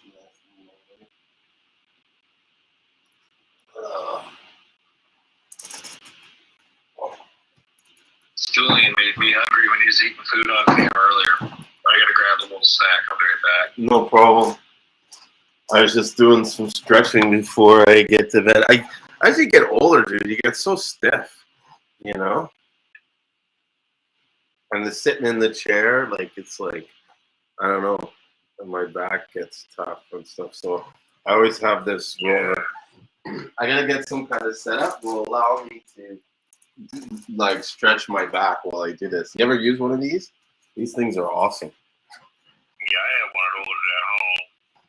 They have the ones with like the knots on it. Those are pretty good too. Really, I'm gonna try that next time because this is good. It's just not as. I'd like a little bit more harder. You can take like a ball and like rub your feet on it, like the bottom of your feet, and that would help your back too. Like your feet, your waist, like it's like anything. It's like everything makes your back hurt. Everything. Yeah. Everything makes your back hurt. From your feet all the way up to your shoulders, your neck. It's like all connected with. It's all connected to your back. You know.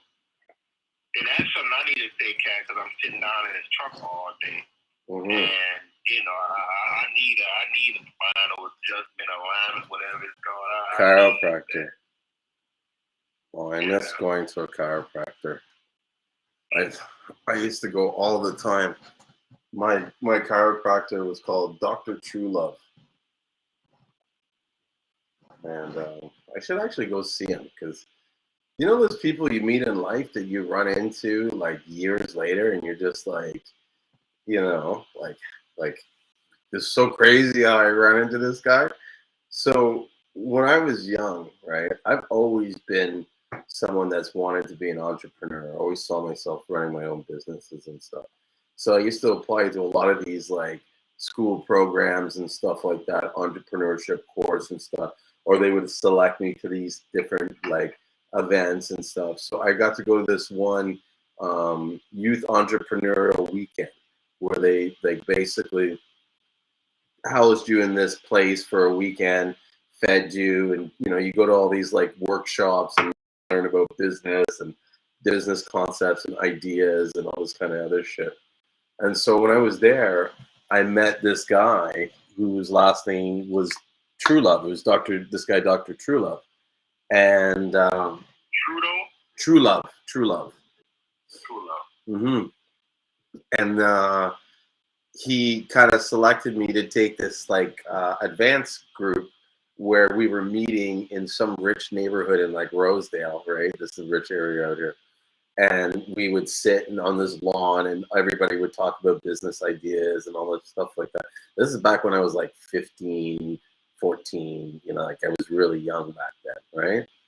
Fast forward now to like when I'm like 35 or so. My dad's like, yeah, you got to go see this chiropractor, blah, blah, blah. You know, he's like, Dr. Truelove. And I'm like, that name sounds familiar. He's like, yeah, this guy, he's always taking care of me, hooks me up, you know what I mean? Gives me free chiropractic sessions, this and that. And so I ran into him and I was just like, oh, are you the same guy? And he kind of remembered me, but he didn't. But it was just weird how, like, what are the chances of me running back into this guy's life, you know? And then for years, he was my chiropractor, and I used to go see him all the time. My whole family went and seen him and everything. He was good. So, just a little interesting story of my life.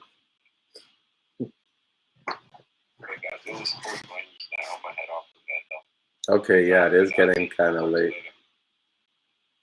Yeah. Oh, yeah, I know. All right. I know it was this late. I got to get up. Oh, man.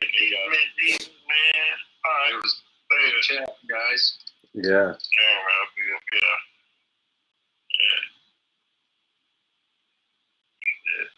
Yeah. You going out, man? I don't know. I might stay up for a little bit. I'm going to try. I'm going to try to.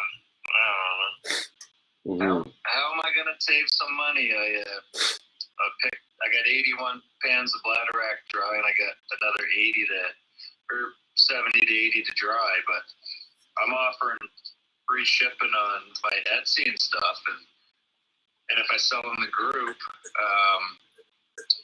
these It's like it takes up a lot of space, man. These are gonna be 20-pound box or something. It's gonna be a big box. It's gonna be like $160 to ship it. Mm-hmm. So your problem is what?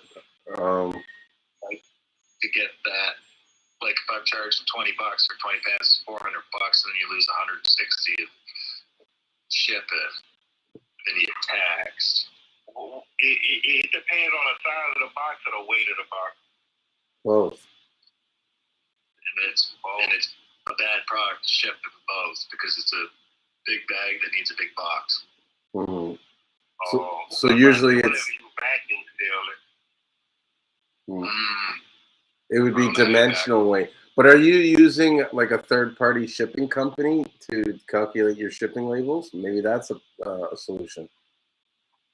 That would probably be, that's something I'm not doing. I'm just using Canada Post. Okay, yeah. Basic. It's going to be expensive, especially when you ship to the States.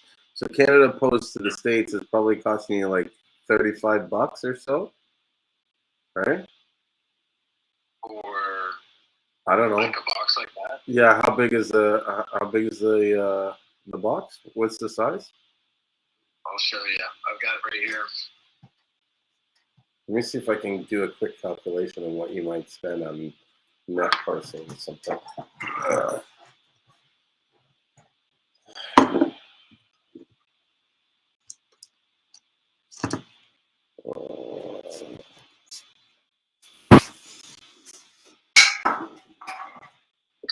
I don't know if you'll be able to gauge Okay. these my palms. Turn my camera too. Where's it shipping from to?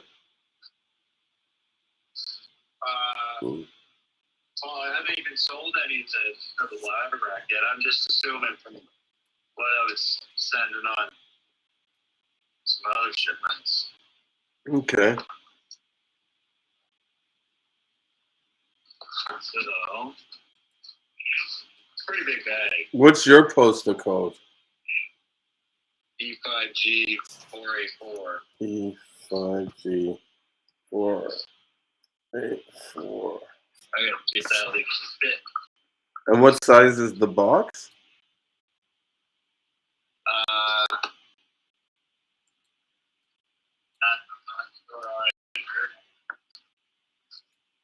Huh? Right on. I'm not sure if you can tell how big the dimensions of the box. I can barely see it.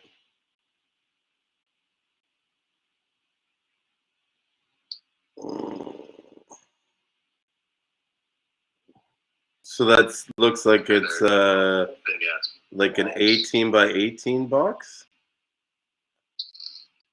Yeah, possibly.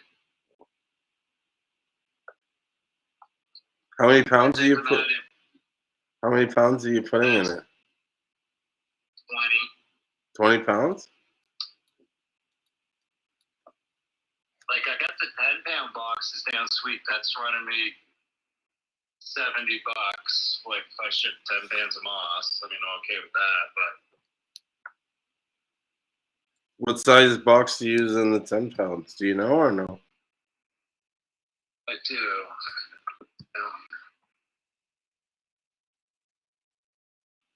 It's like 60 centimeters by 32 by 27. 60 centimeters? How many inches is that? Let's see if I have.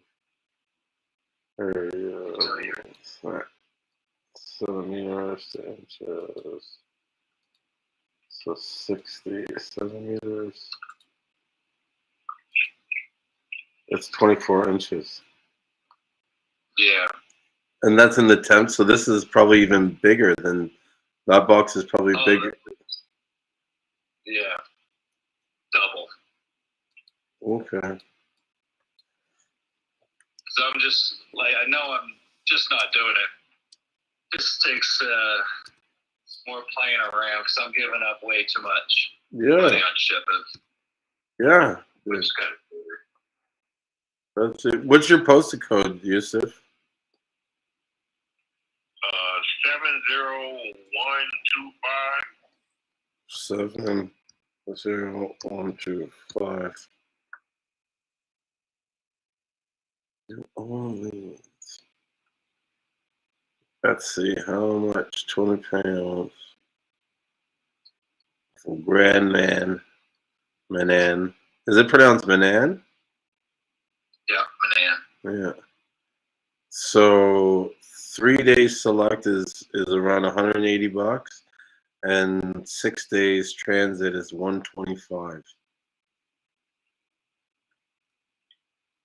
Does the transit have tracking numbers? Yeah. Yeah. Okay, that's not bad. Yeah. And that's just like off the, you know what I mean? Like, I think you have to sign in. Let me sign in my account and then get a quote, because I think they might do it better if they know I have an account. My phone about to go dead. Hmm? I said my phone about to go dead at 1%. Oh shit!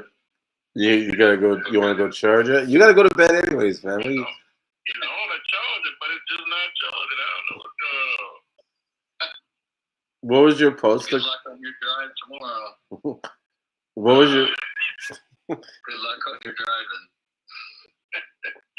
No, I'm getting up probably like 8 o'clock. I deliver at 10. I might get up at 7. I don't know.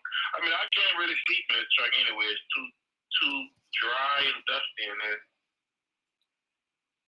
And all that cow blood, chicken blood all through it. Okay, that's real. Sometimes I can smell it coming from my.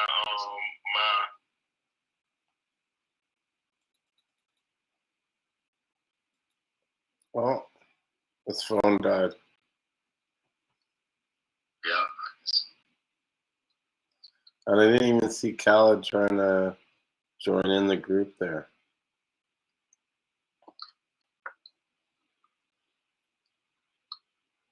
What's up, Khaled?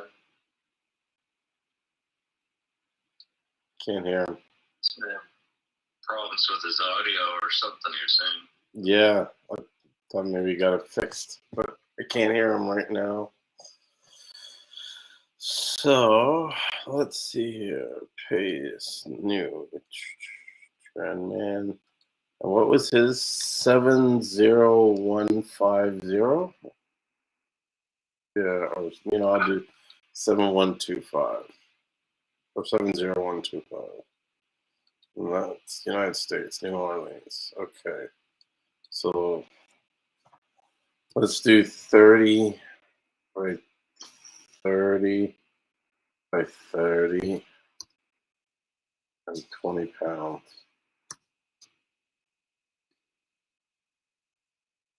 Get a quote.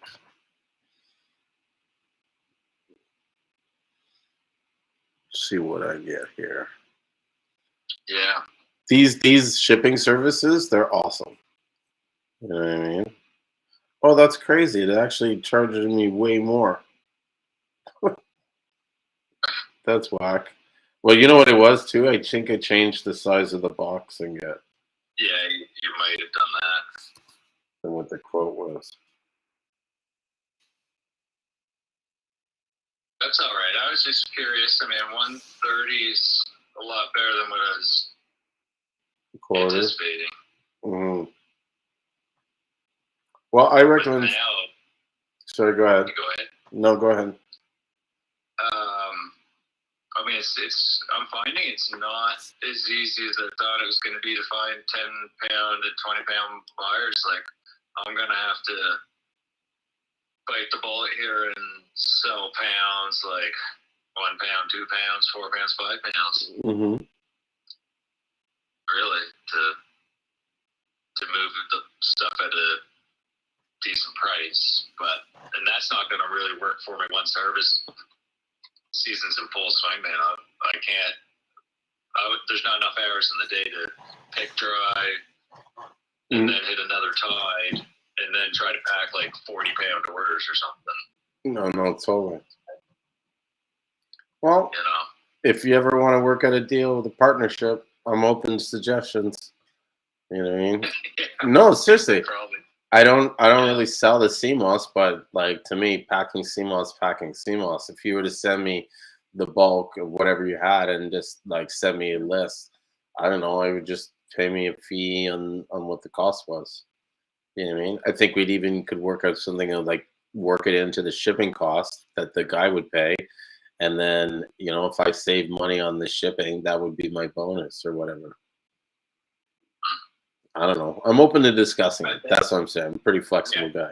I have the warehouse. I have the shipping labels. I have the ability to buy the shipping and ship it out.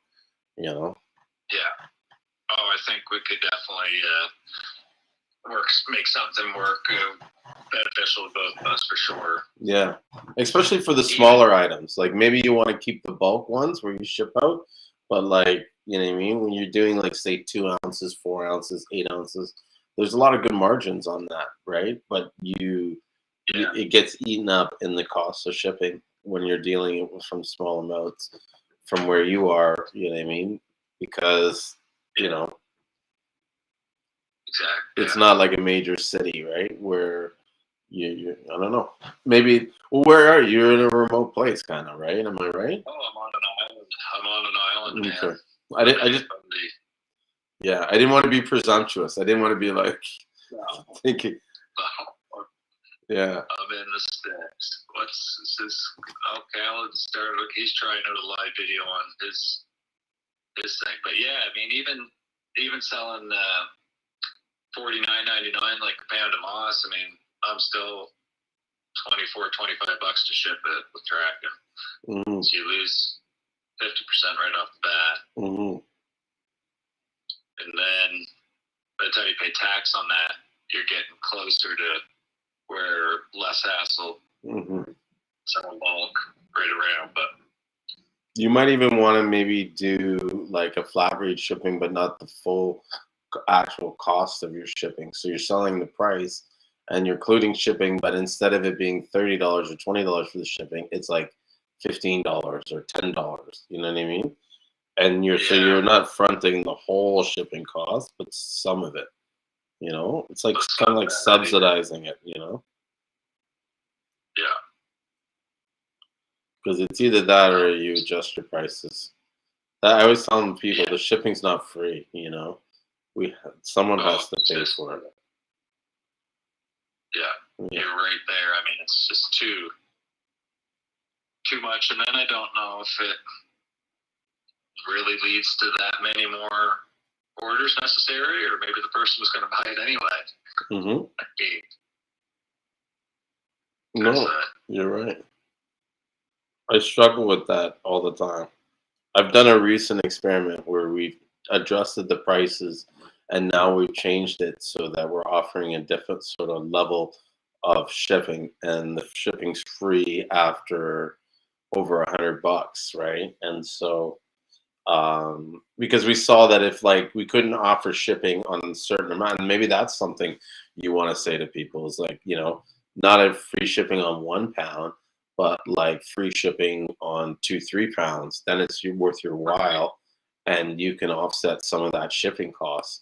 You know what I mean? Because like you said, it eats hot because shipping 1 pound to 5 pound is usually the same price. You know what I mean? And so so do you want to spread that over 1 pound or 3 pounds, or you know what I mean? Then it's only say the shipping is $20, then you spread it over 4 pounds. That's an extra $4 or $5. You know what I mean? Yeah. No, that makes perfect sense. Yeah, you can maybe do that. Yeah, when you're making that so much money, you can afford to kind of like sacrifice the $20 for the shipping. Yeah.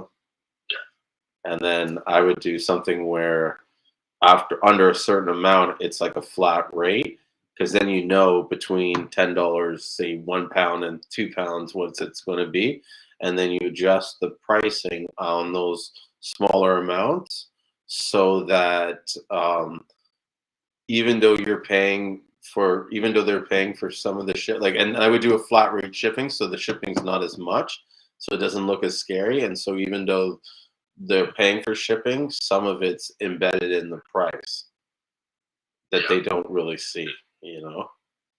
Right. Yeah.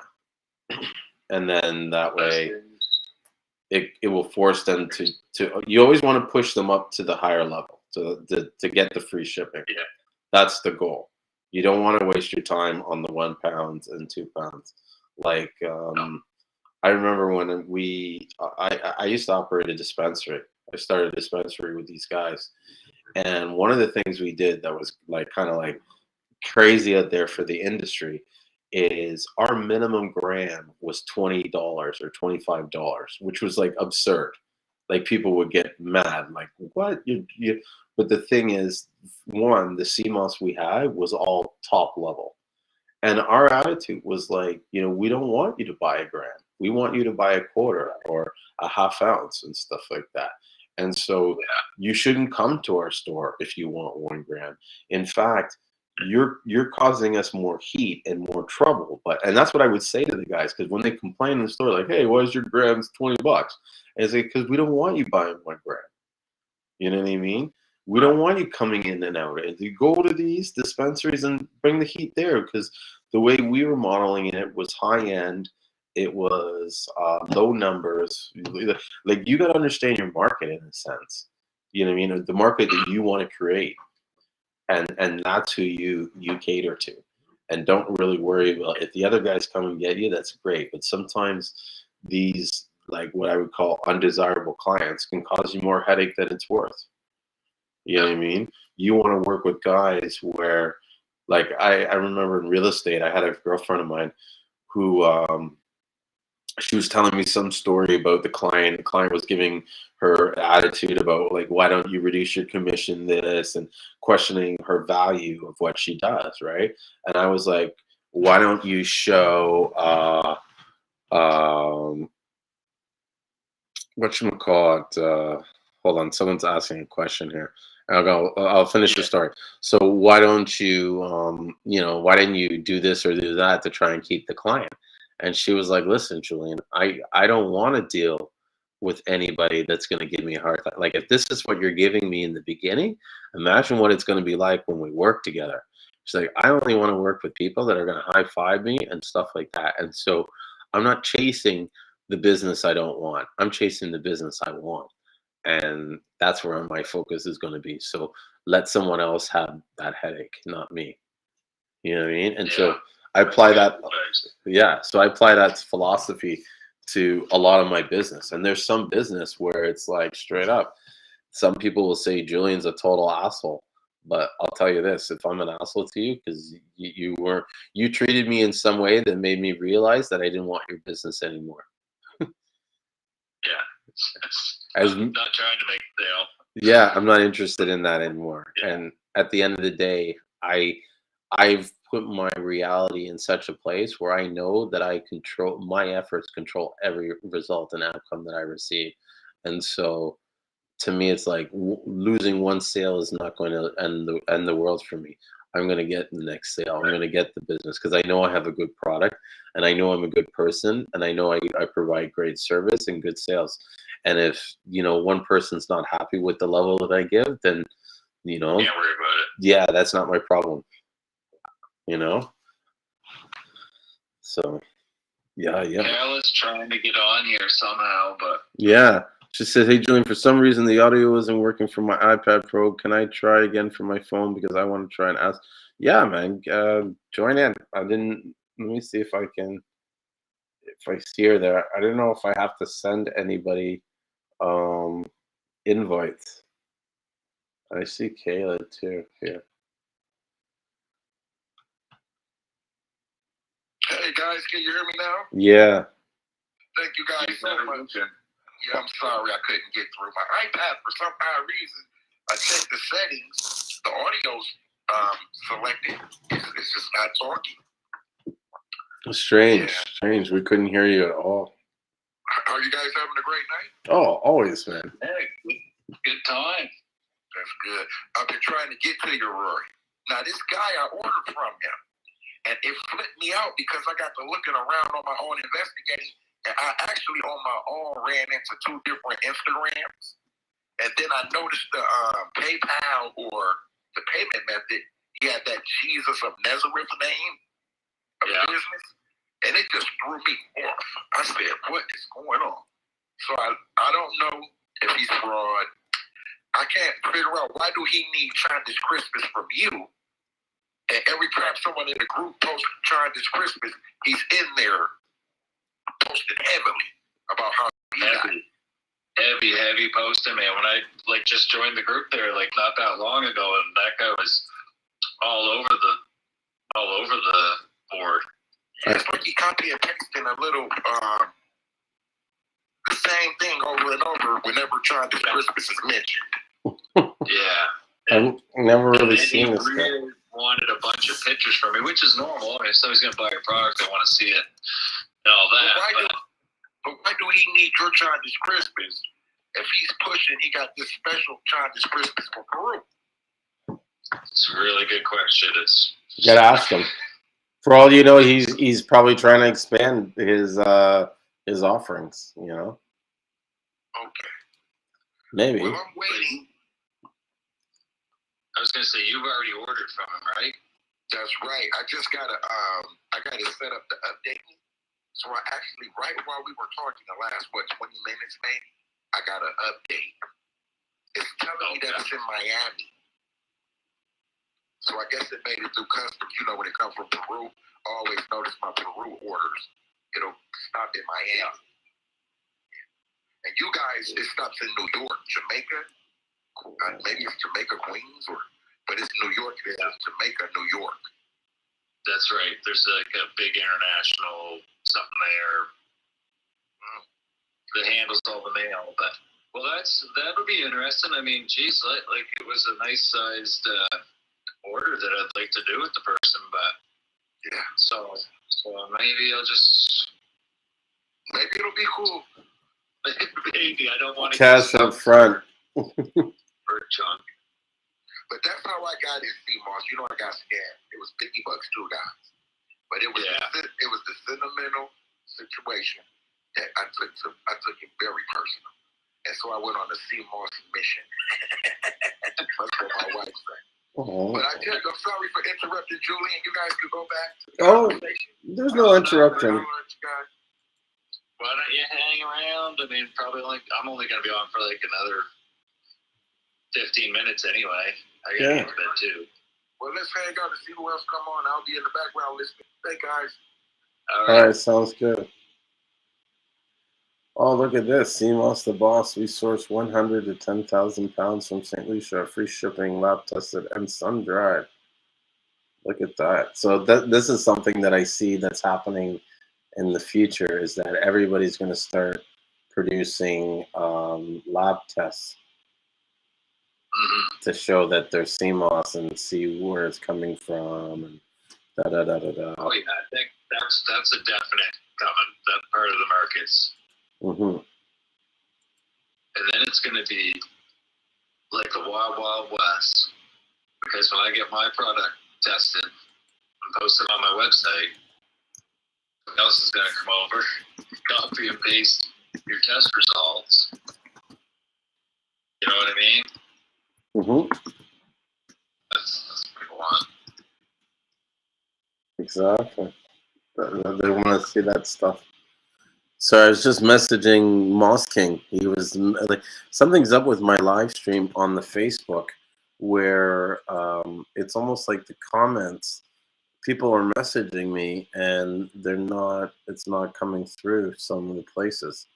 And so he was trying to get on, and he usually comes on to talk about Seamoss. I think you've talked with him before. And yeah, it sucks that he was trying to get. I hate when people want to be a part of it, but they can't get on, because I know what that's like. It's like standing outside the club and the doors are locked and shit. Like, you hear all the music, everybody's having a good time. You know what I mean? You're like, fuck, I can't get in. Well, that's brutal that the messages or alerts didn't go through. Yeah. I'm gonna have to restart it and reset it and stuff like that. But we'll see. Let's see. I'm sure I'll send a support to thing. to people. Oh, for sure. I'm hoping we got good weather next weekend. This will be the first harvest of moss for 2022. So. Oh, really? It'll be See, fun. you haven't been in the water because I guess the water's been so cold lately, right? It's just been super cold, and we've got like it's blowing like 50 to 100. I mean, the rocks would just have like waves that the moss rocks would come out really, even on a big tide, because you just couldn't. The weather would be too extreme, but hopefully this weekend will be good, and then I can post some stuff to my Instagram. Yeah, get the ball rolling, start pushing out some products. That must be exciting to get that going. Pretty fired up. I can't wait till I go back to St. Lucia soon. I can get in the water and like, I don't know. I feel sorry for these guys because it's like now the way I am with like social media, like getting online, it's like, dude, I'll be live streaming like every day, like from the beach, showing the water, showing the stuff, talking to farmers, interviewing them. You know what I mean? Like it'll be like a level. I was gonna say, go heavy on the content while you're down there. Oh yeah, for sure. They're they've been warned, because like I'll have nothing but time when I'm down there, and I think I'll have a car, like my own car, to drive around and do or go where I need to go. I won't be so as dependent on my partner as I was before.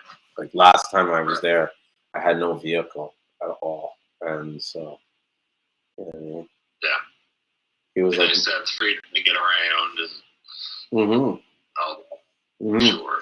No, and I've already lined up a few of my friends already where I'm gonna go work in their farms and like talk to them and show the waters and show the action. And that's the thing. Like once people see what Seamoss farming and cultivating is all about, they're gonna have a different attitude. Like the other day, I was like having an argument, and I decided like I'm going to change up my style of approaching these people. Rather than debate themselves, I'm going to get them to explain themselves, and then I'm going to show where they are thinking and saying it's wrong. So, for example, this guy was like, "Oh, I would rather, farm wild over farmed," and then I was kind of like, "Okay, well, why is that reason?" He's like, "Well, if I ate an animal in the wild, it's going to be better than if it was taken out of its environment and kept in a cage, right?" And I'm like, but Seamoss isn't grown like that. You know what I mean? Like it's not taken from its natural wild environment. It's grown in its natural wild environment, right? At least the Seamoss I'm talking in the Caribbean. Of course, where you guys are at, you know what I mean? It's grown in the wild and stuff like that, right? But like the stuff, I guess my point is that it's not it's not like what people think when they think farming. Do you know what I'm saying? It's not the traditional. Yeah, there's nobody coming and putting pesticides on it or throwing fertilizers or any chemicals on it to kind of increase its growth and control its this or that. No, it's just left there to do what it naturally does. It can't get any more. The important things is the tidal action and the flow of the water, and that's the kind of stuff that really matters. Huge. You know what I mean? Like you were saying earlier, like the location, like certain Seamoss in this certain tidal area, you know what I mean? It's going to produce a better quality because of, the conditions in the environment where, the water current's so big, it doesn't get as much activity or barnacles as the other Seamoss does, and blah, blah, blah, So. Yeah. There's a lot, as you know. I mean, Seamoss is a deep subject. So, like, it takes customer base a long time. It takes even people who've been around it for years and years, a long time to figure out and learn a lot of different things about it.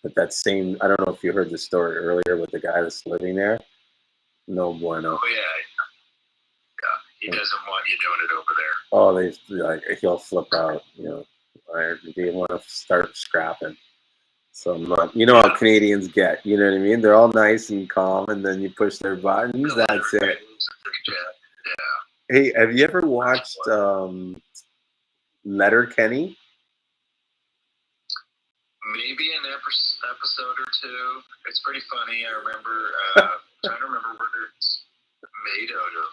It's made from Ontario, and it's like it's basically Ontario country guys, and that's how they talking with their slang and all their like spit talk and all this shit. But yeah, I think when I get off here, I'm gonna have some jokes and watch some Letterkenny before I go to bed. Yeah. Nice. Yeah. All right, man. Well, that was good catching up. Good talks with everybody tonight. It was awesome, man. It was really great, and I'm gonna reach out. Who was that guy that we talked to? Like, hopefully he'll reach out to me. What? Gerald. That's it. Yeah. He's gonna reach out to me and or if he reaches out to you, send him the address. Send me the address and his information, and I'll send him a couple ounces of that Seamoss. Because he really can't get much because I gave him a pound, but I feel bad too because I was kind of one. Like as soon as I said free sample, I was like, "Oh shit, Julien, shut your mouth." I was sitting here and I was like, "Holy fuck, you have no idea how many samples I've been sending." Yeah, trust me, bro. I felt it. I must have felt your energy. Just sending out samples everywhere. You know what? That's good. One sample, man, can lead to somebody end up doing a bunch of business with. Sure. I realize. But you know what I would do? I would get them to at least pay for their shipping and stuff. Like a guy like me, I can understand why you're doing it because look, dude, I'm working hard, and I promise you, I'll make sure that you'll get 10 times the value of what you did cost you to send that Seamoss. In some ways, that's one of the laws that I believe in is the law of reciprocation. Is that when someone gives something out to you, it's your duty or your obligation to reciprocate that. But I always try to give a little more because I bank on that blessing, So. Oh yeah, well, it's all good. But you'll have some guys that will just come. It's like they're like those guys at Costco that just eat all the samples, and I'm one of those guys. But listen, I had this one check where she emailed me and she called me and she had this big story about how she was in her own business and she buys all this Seamoss and the soap and she wants a sample and this and this and that. And so I was like, okay, how much do you want for a sample? And then she's like, yeah, how about like a pound of each kind? And I was like, okay, no problem. And then so I sent her the bill because I wasn't doing it for free, right? 3 fucking pounds? What are you talking about? Like, you know what I mean? I'm sending you to for a sample. I don't even know you. You're nobody on social media.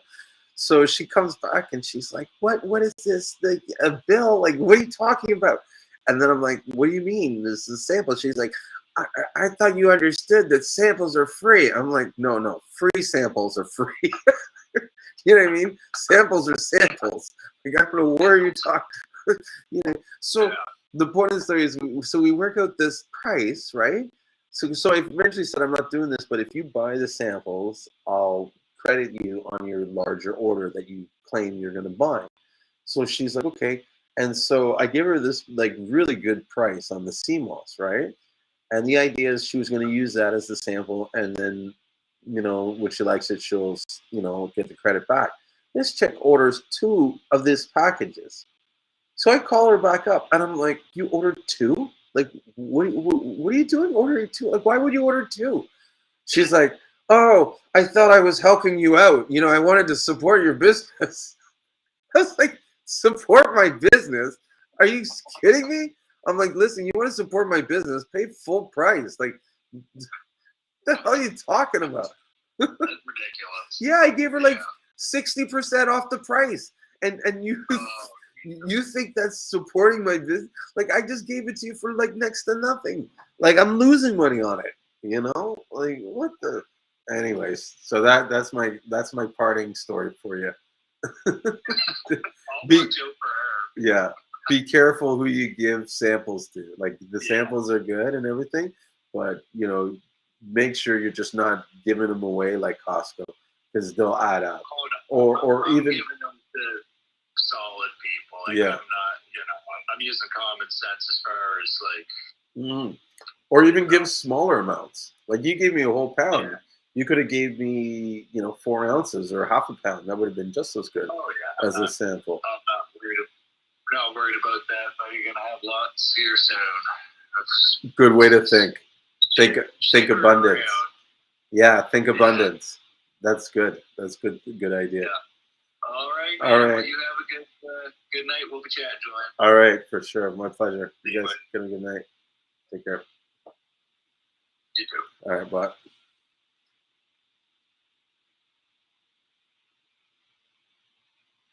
All right, everyone. Thank you so much for watching tonight on YouTube, Clubhouse, Instagram. I know I was kind of focused on the Instagram tonight, but those that kind of came in and listened in, I hope you guys got some good value about it. And, make sure you come check us next week on coming Wednesday. I'll be here around 9:30ish and doing another Seamoss. Let's talk about Seamoss, where anything can go in the conversation. So make sure you join us and enjoy the conversation. Take care, and don't forget to take your Seamoss.